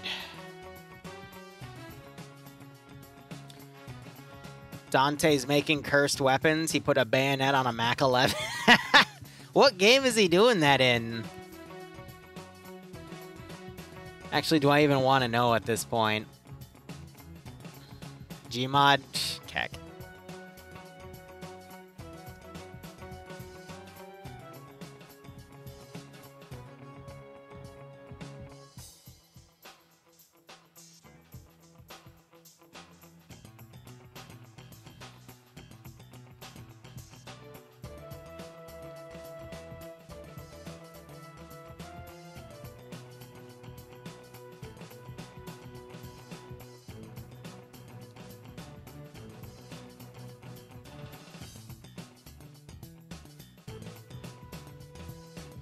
Ah, man, who won?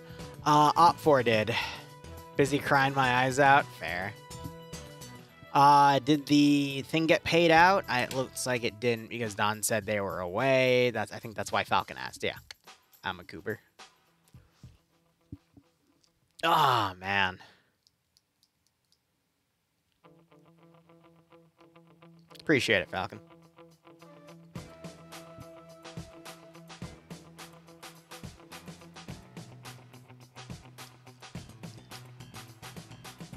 He turned my MP7 into a pickle. And it's not the funniest shit I've ever seen. Oh, man, that statement alone. All right, I'll be back in a second. Probably going to be a quick round 2 down to 76 players from the original 95 we started with.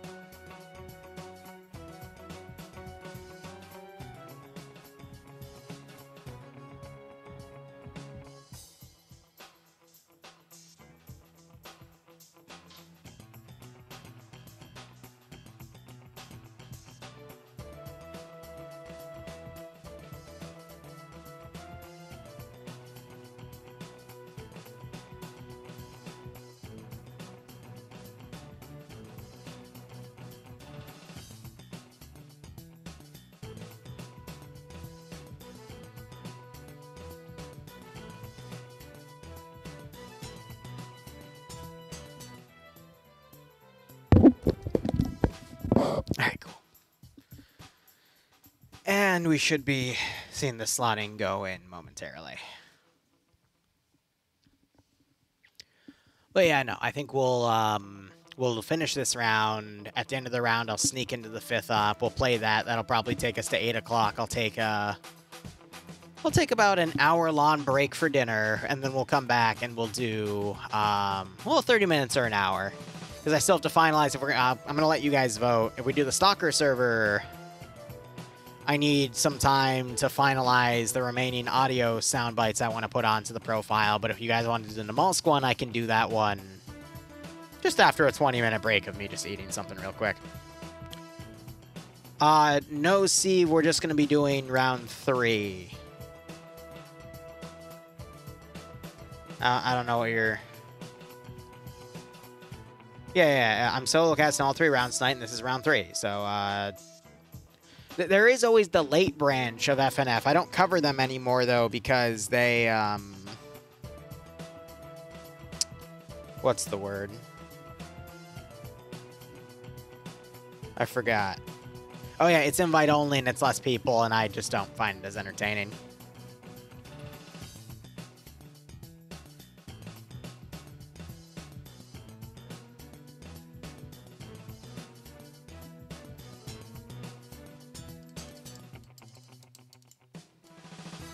You know, speaking of Starship Trooper, Fatal, we'll see how things go.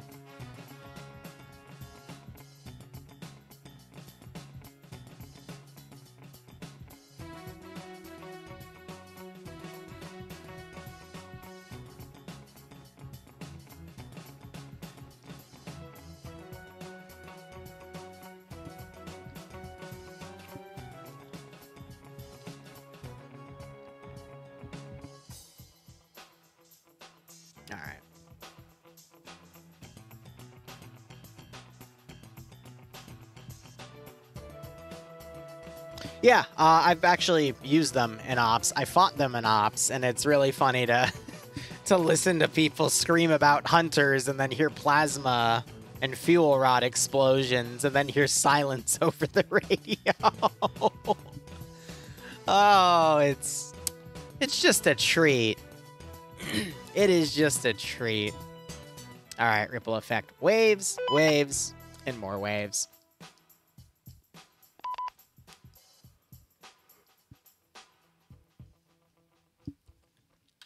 One of these days, probably sooner rather than later, I probably will get into Cursed Halo. I know I've got a lot of people vying for me to do that with them. I'll be honest, though, I wanna get Dante in on it. Probably Dante and Falcon, to be honest. But I need to see how many people that game goes up to, because I don't know if it's 2 or 4.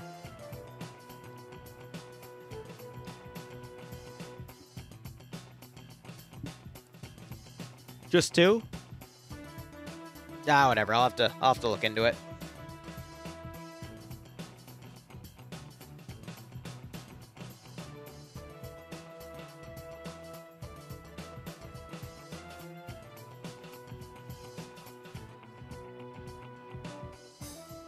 All right.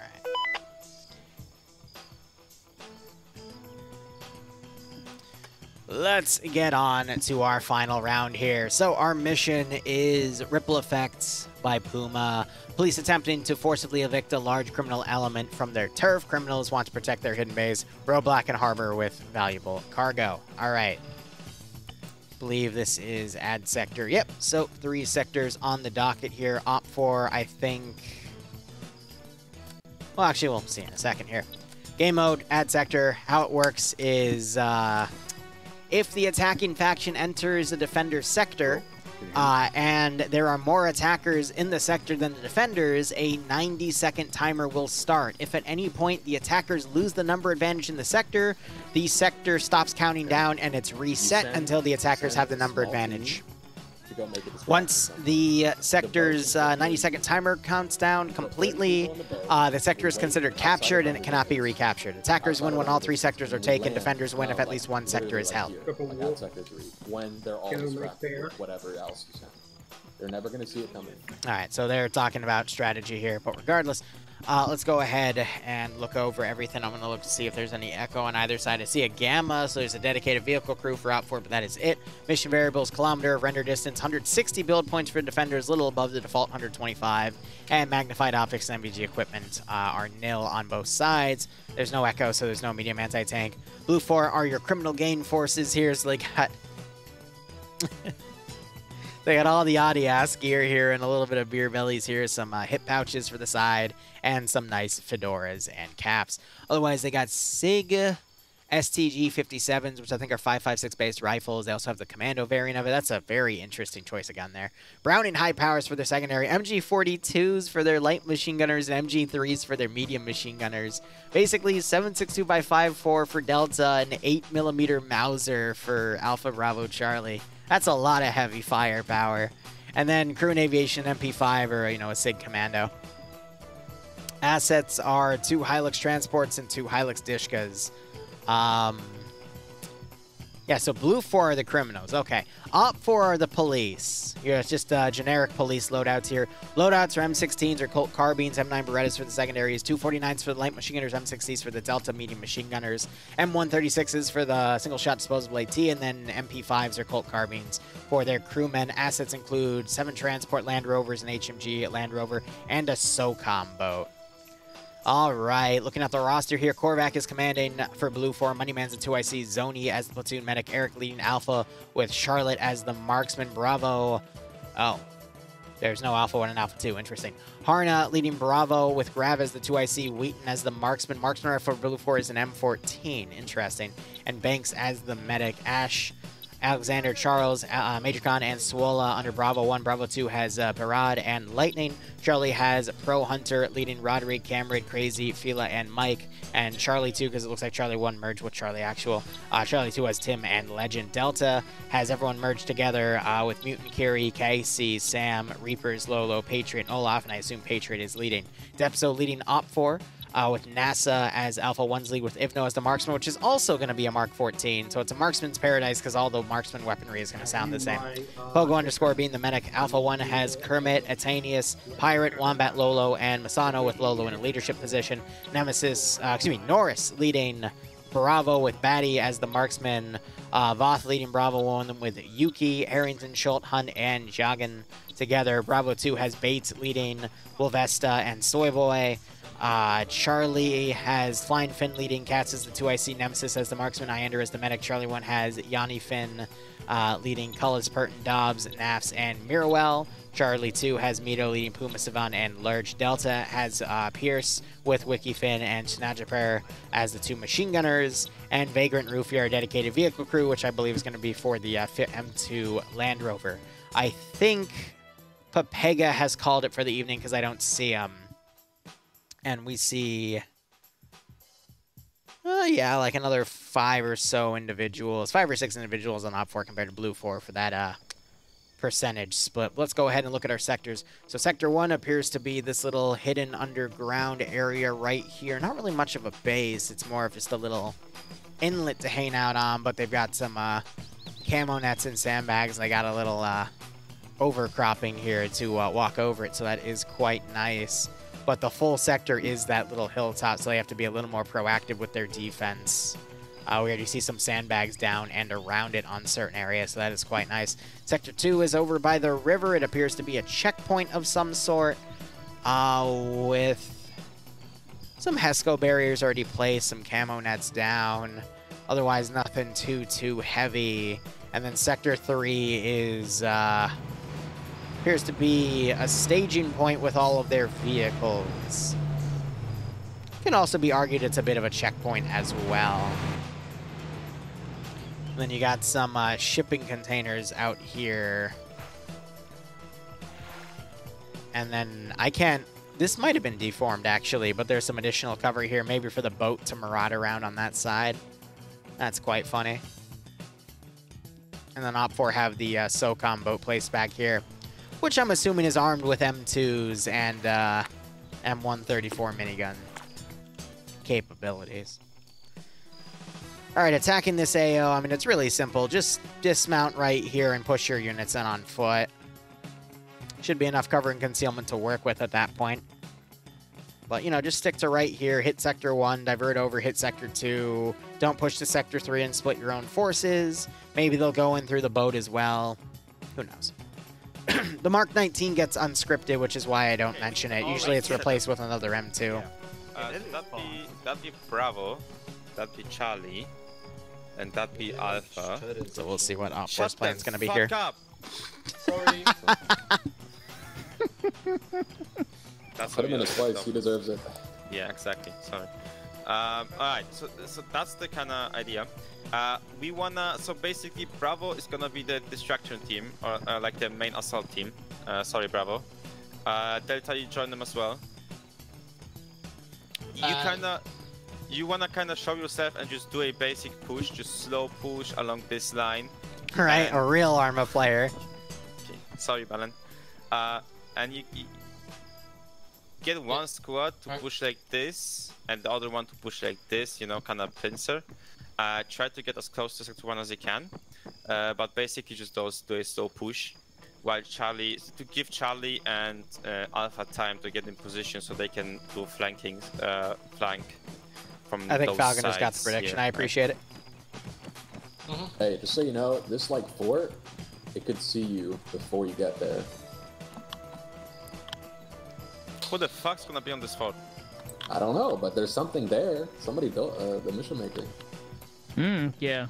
There's water in the way though. There's no You can go a bit bridge. deeper than that should be fine as well. You don't have to go like on the Also, like the every road. time you are asking who the fuck is gonna be there, somebody is gonna be there. True. Just saying. So these positions are kind of bad. They fuck us a lot. We'll be fine.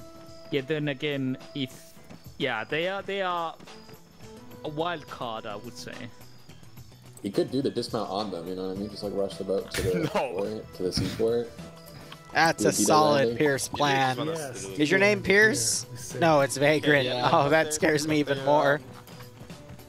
Yes. So the vehicle crew might actually be for the boat, not the M2. So So Charlie, Alpha, you rush as quickly as you can. Bravo, Delta, you go slow. Alright. Okay. Go, get your teams together. So it sounds like their plan is going to be hit Sector 3, possibly cause these forces to panic and pull back, and then as, you know, the other half of the force closes from the other side. That could play out. Really, for a Blue 4, there's no way to properly defend this other than just hold the sectors. There's a river that really prevents them to outflank, so it creates a natural choke point right here, so you just kind of have to line defense and occasionally pull back. And then there's enough room for this boat to, you know, casually flank around wide. Okay, that's getting annoying.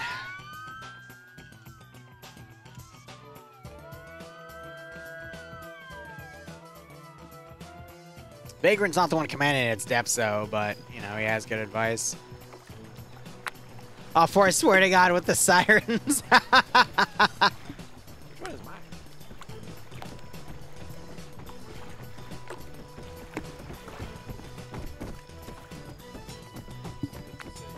Let them wee-woo, wee-woo, wee-woo, okay? It shows me that they're thinking of me.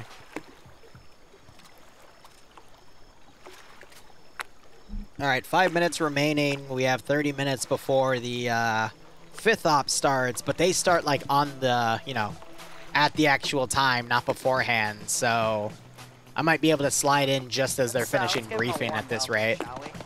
So long as my mod set doesn't magically explode, right?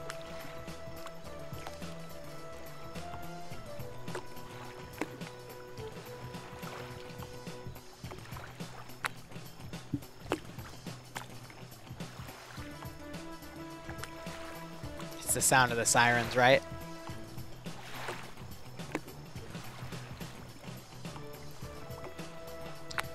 Oh man, that's gonna be a lot of streaming today then. F and F, then an op, then a quick break, then a DayZ server.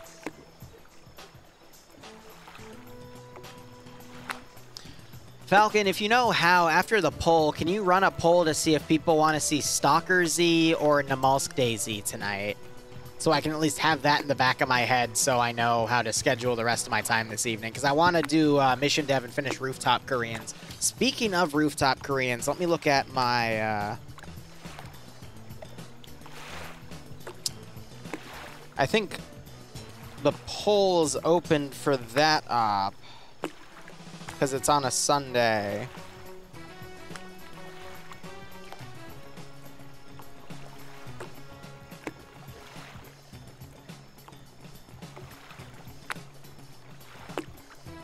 Alright, sign up has a good chunk, so I need to fill those in. Probably while I'm waiting for the brief if it's still going down, so that should be fun.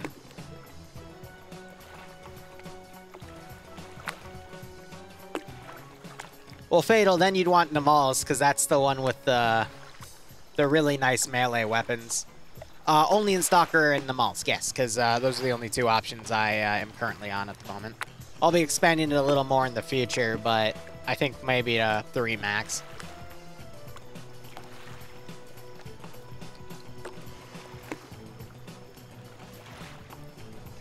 Alright, 3 minutes remaining.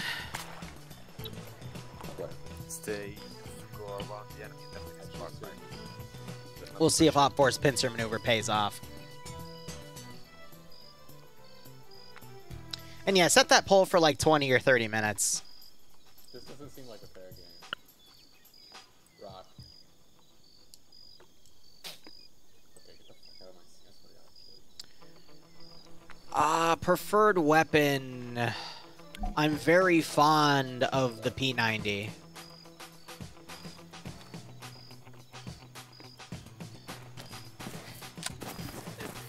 Armor-wise, though, it has taught me that the HK-416 from RHS is probably one of the most well-balanced weapons ever made. But a 249, yeah, an M249 is also very, very funny. It already ended? No, that was the prediction, Jetty. We're talking about putting not a prediction, but a poll up about, since we're going to be doing DayZ tonight, I got 2 options to play on.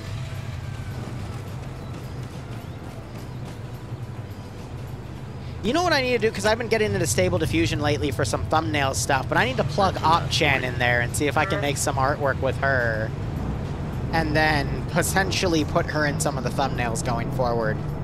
Because YouTube has also shown me a new focus I have to be working on as a content creator is the thumbnail. So, you know, working with what we can. Oh, you're fine, Jedi. I don't always English properly, so...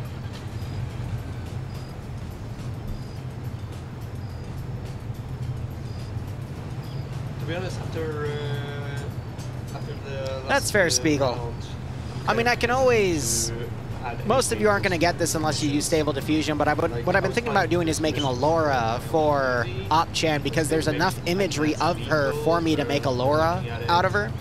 And then I can use that to basically generate her into anything else. Guys, you in the back? Are you done that?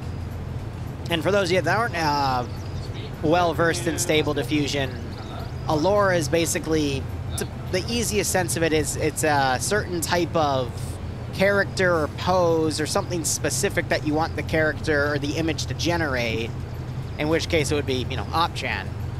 And then I can just use that for anything going forward.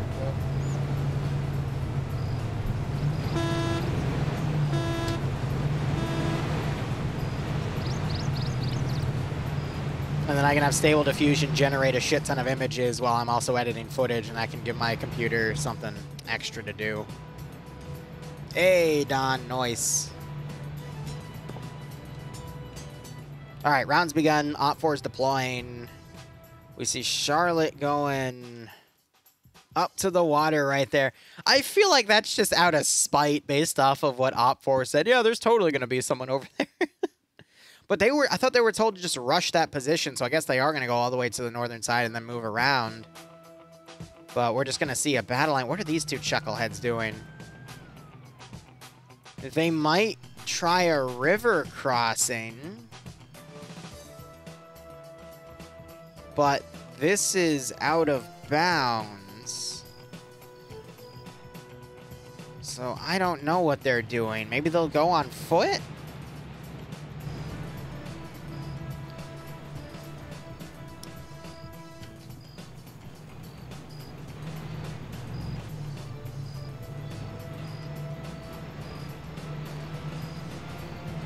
Did they get lost? 'Cause I thought Op 4 was doing a certified bum rush, but I guess they're not. I think it's shallow enough to walk that spot instead of having to swim it. Wow, they did late dismounts, though. They're going to drag this one out.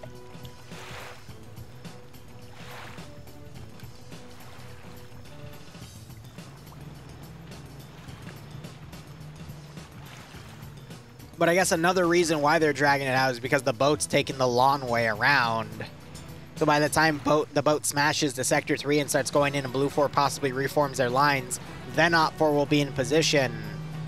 Because this objective you're going to have immediately attacked from the east and the northwest, and then this one can literally be sandwiched from the direct south, north, and west. So these remaining AOs can just get encircled and flank attacked. That's going to be pretty brutal. Just means there's going to be a lot of waiting. Check my DMs. Ah, I love that.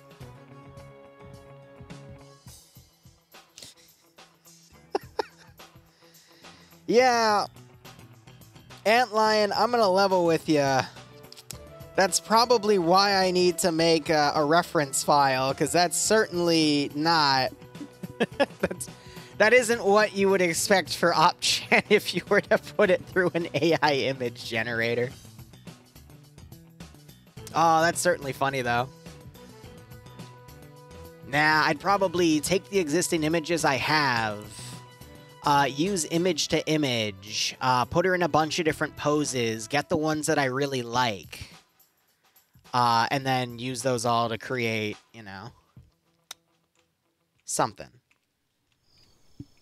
Not something spicy, you perverts. No, I mean something that'll, you know, that I can put in the corner of my thumbnails as a PNG, or, you know, just maybe a blow up of her head or something.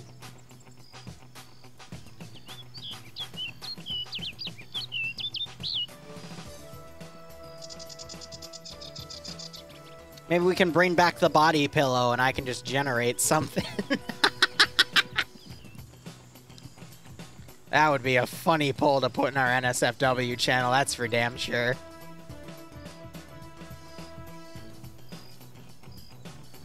I said pillow, bro. God.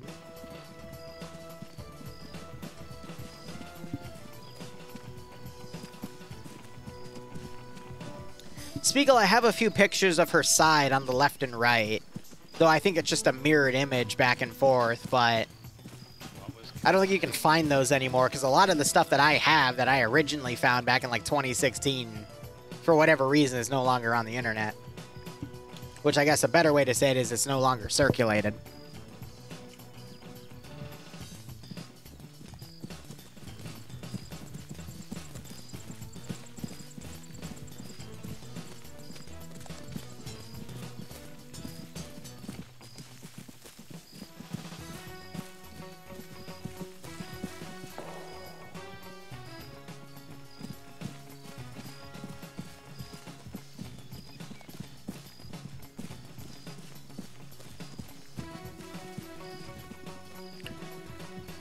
So the boat's landed all the way back here. I thought it was going to be charging right in, but I guess not. So we're going to potentially see all three sectors attacked at once at this rate.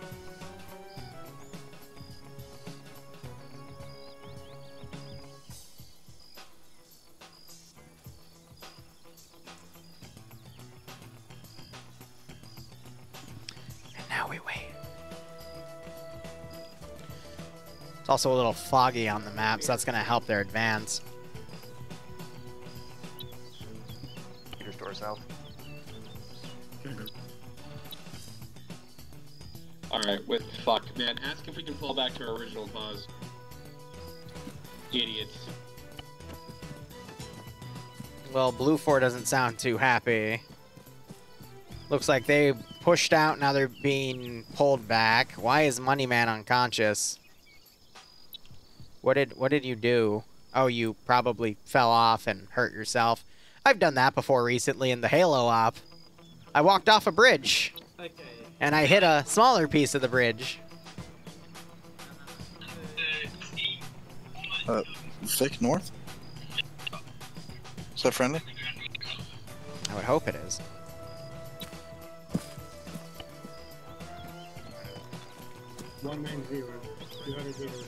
These guys are lining up to engage Blue Force previous position, not realizing Blue Force pulled away.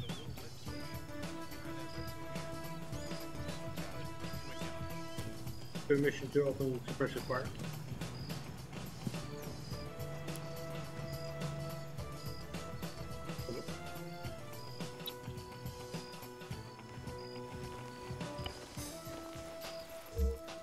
You can actually see the boat. This is PvP. There's about 75 players on the server. We hear machine guns opening up. I think they're firing on the previous position.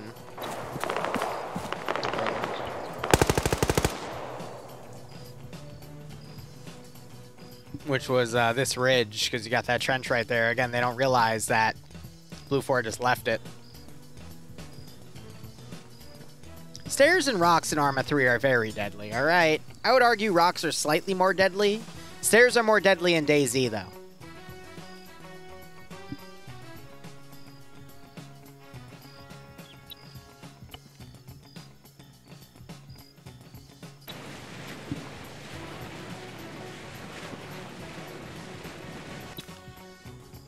Yeah, so Alpha's 2 people, and they're the ones assigned to hold Sector 3.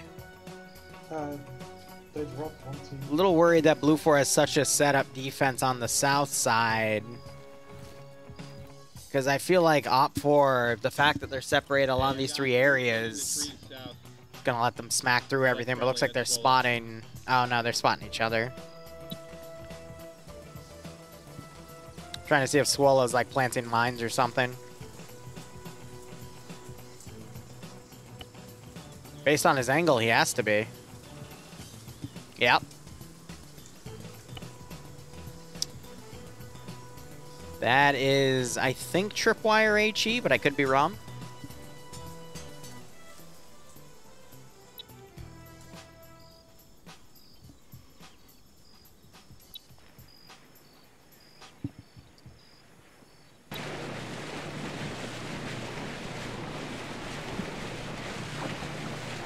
Send in Goat Team 6 now. Superman. Dags, thanks for the 47-month resub, my man. I hope you keep enjoying the operations. And I do hope you get a nice kick out of this scenario.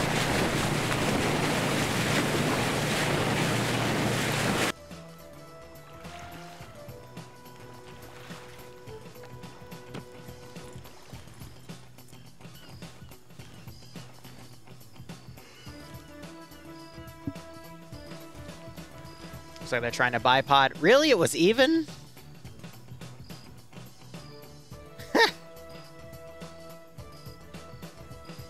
I guess it's my choice then, so I guess I'll do whatever I'm feeling after the 5th op. That's funny.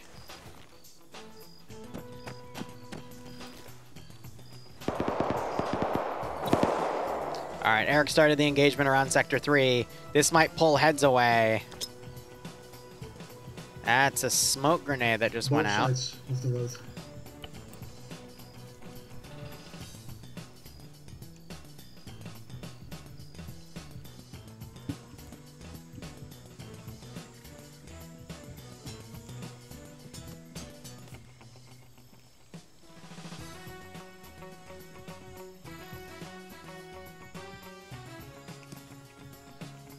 Eric, I think, is tracking Kermit.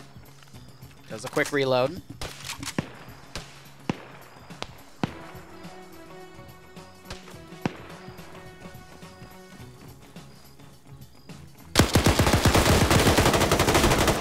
Yeah, the 249 Street Sweeper is, yeah. Now we got 2 Blue 4 coming in. Sector has been taken.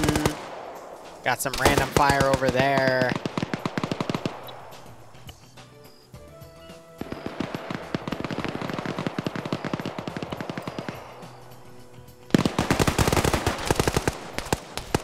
Fila getting flanked. The grenade takes him out.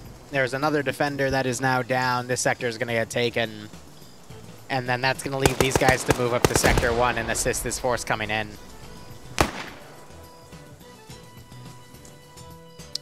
25 seconds remaining on this sector. Boat needs to hold fire, because now it's firing into friendly positions.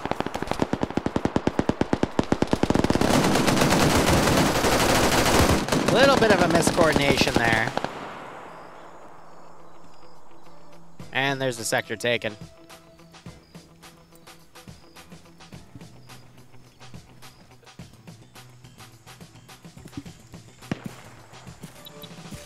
Charlotte, I think, just got a kill on one of them, yeah. So we got some double taps.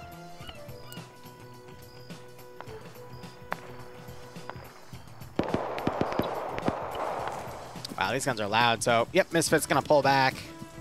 We have Op4 advancing to the central sector. They're taking fire. Baddie's getting some knockouts. Firing into that bunker. I'll keep that MG. At this point, though, these guys are going to move in. That sector is going to get sandwiched, and they're going to hit the northern side of Sector 2, and that's just... Yeah, Blue 4 is just going to be defeated in detail here, though. Op 4 did start with a number advantage. Vagrant's going to swim the rest of it.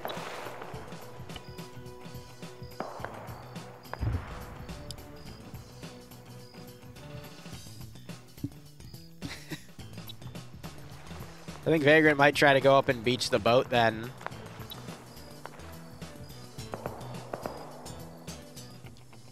I don't see anything else majorly going on. I'm waiting to see if, come on.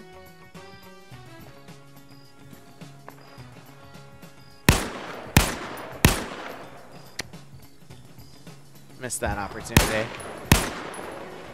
Oh, well, Vagrant will probably move up and beach it and then moving on foot. We got 3 people moving up right here. That's Delta with the medium machine guns, the M60s.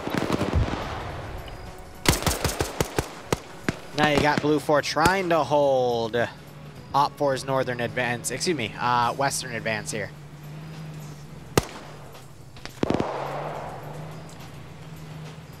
You know, Nelson, I guess. That would have to be it. I don't know why Gopnik got censored, because that's a freaking vehicle, but whatever. Twitch be Twitch. Grenade locally thrown out.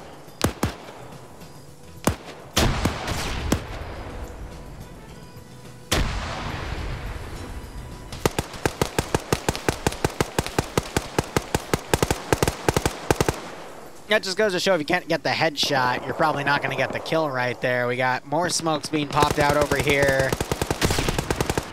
Lolo getting nice and close with 1 kill and 1 knockout, but gets hit with a line of Op 4 advancing here. We got a group of Op 4 all the way on this far side. They're going to probably start picking off these machine gunners over here.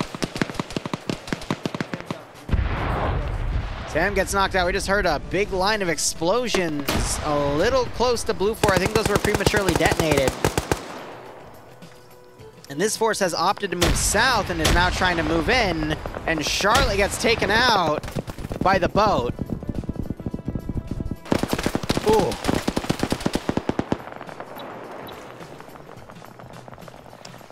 Big ouch. Volume of fire versus precision.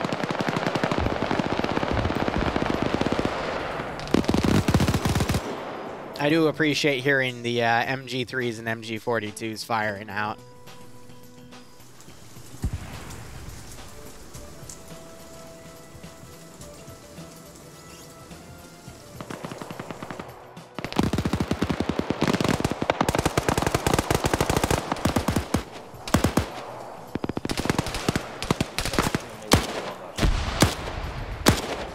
See them using their bunkers to keyhole to the best of their ability here, firing at whatever angle they can. Did another Blue 4 guy? Oh, you fell in the hole. Oh, God. And we see the rock slowly trying to consume its victim. And there goes Alexander. Alexander has been eaten. What a shame.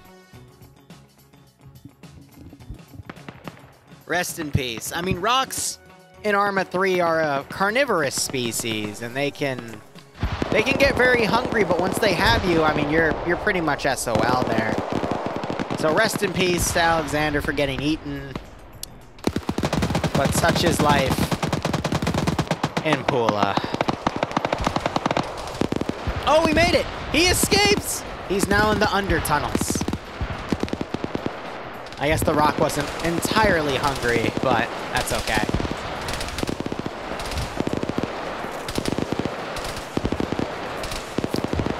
Alright, Op4 getting pinned right here, which is why you're seeing this force come in. Op4 overwhelming this position out here for this other sector, so you're going to have a lot of Op4 QRF heading to that final area.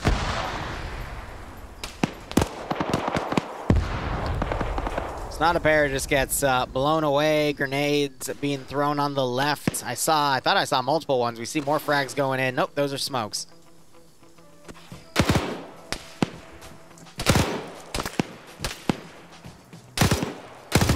They're in a fight with Batty. Wow, he got the headshot on Batty.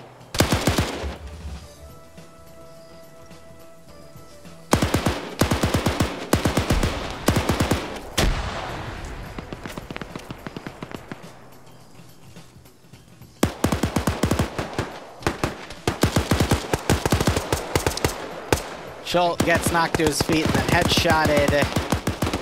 Harrington fails to look over and see the guys over here.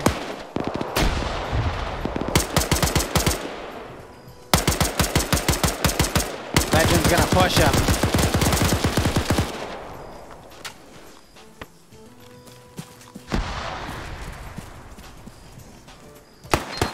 There's a satchel! Oh, God. He only takes a little bit of damage from that. Sector 1 now being captured because the 2 Blue 4 are out of the sector right there. As the remaining Op 4 go in, sector's no longer being captured because someone just got tapped.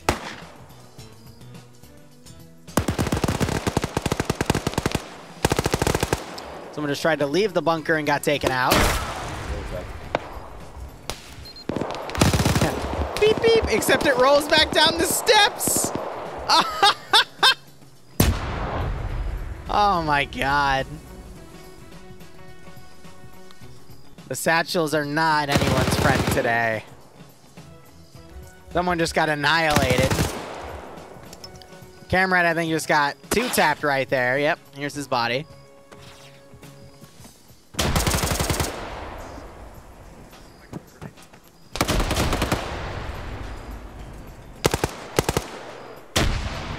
You know, the defenders are actually getting a lot more kills than I thought they would. You got some of the Blue 4 guys out here that this group is trying to sweep, but numbers right now seem pretty even. You got Vagrant now swimming, because did he potentially beach his boat? No, he just decided to leave it there. Might be able to get in for the fight in the last sector. But for 19 minutes so far, I mean, this hasn't been a bad round. 25 Op 4, 20 Blue 4. I mean, yeah, no, it's going well so far.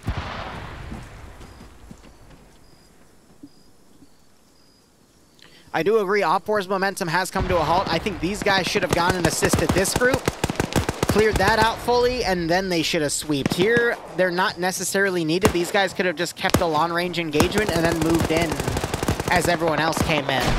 Granted, they did sweep out the 2 or 3 guys here, but I don't think it was necessarily needed just yet. They could have branched off and done the same thing. Because now it's really trying to put emphasis on if these guys can take the sector, and you see it keeps going back and forth like that.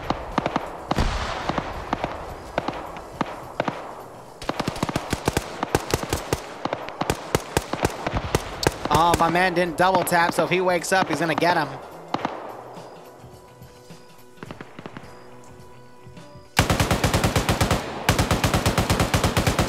Oh, dirty.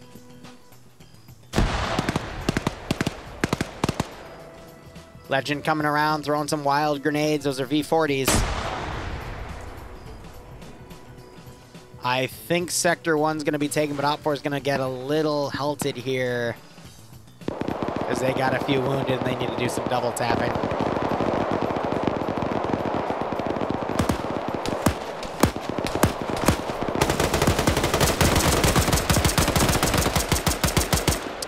Whew. Great shots by Voth. I guess he saw the movement right there and started firing through, because I can't really tell how he was able to see him. Mike woke back up. I do agree with the manpower loss. At this point, it's anyone's game. Blue 4 could really hold the sector out. Oh, Mike. Wait. Oh!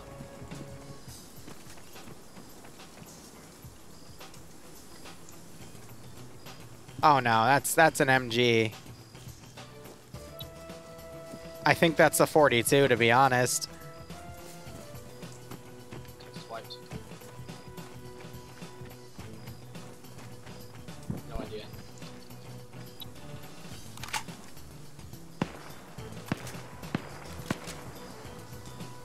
I don't want to see Op4 just start trickling units, and we need to see this group. These guys hold and wait for this group to come in and still have that encirclement happen.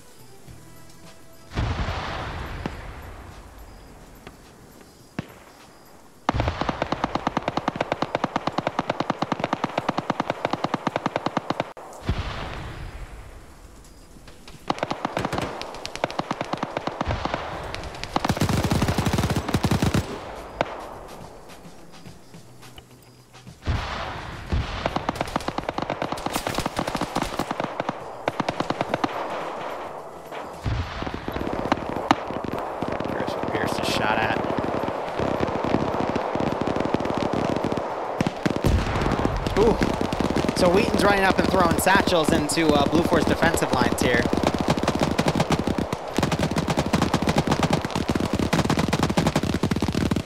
Oh boy. Oh! What the hell? What? What?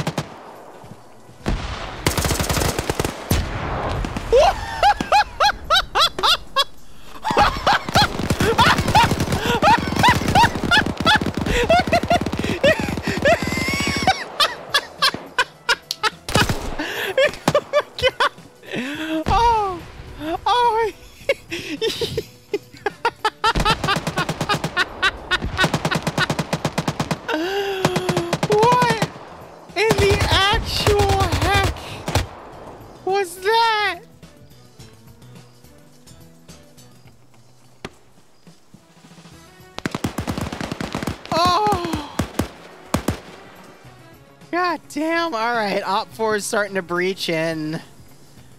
I think that play alone with that multi-kill has shown the rest of the Op4 element here they can move in. Yanni just tapped Wheaton multiple times, but Wheaton... Oh, they were wake-up bullets. And then Yanni gets shot in the back. Purton double taps his ass and makes him jump his legs up a little bit. That grenade's going down to the river. Screw those fish.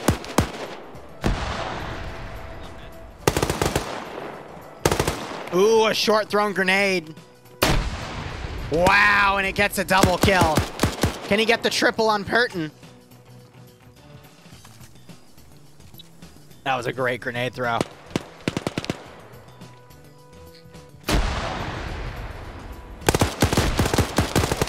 I cannot. That's unfortunate.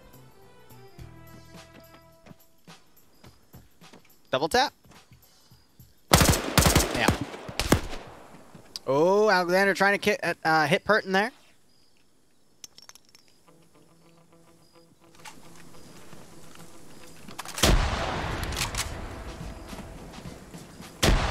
Uh-oh. Whoa, okay.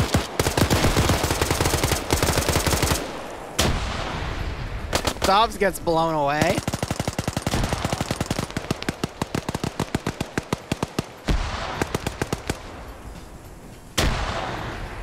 Blue 4 down to 4. Op 4 have 7.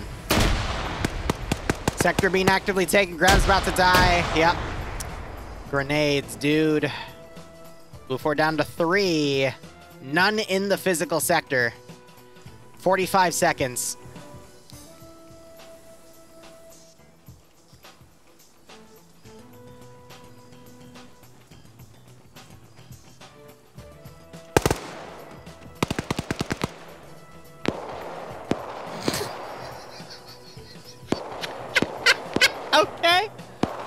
Okay. Yeah. It's like what happened in OFCRA the other day. And there you go. And I can slide right into the 5th stop.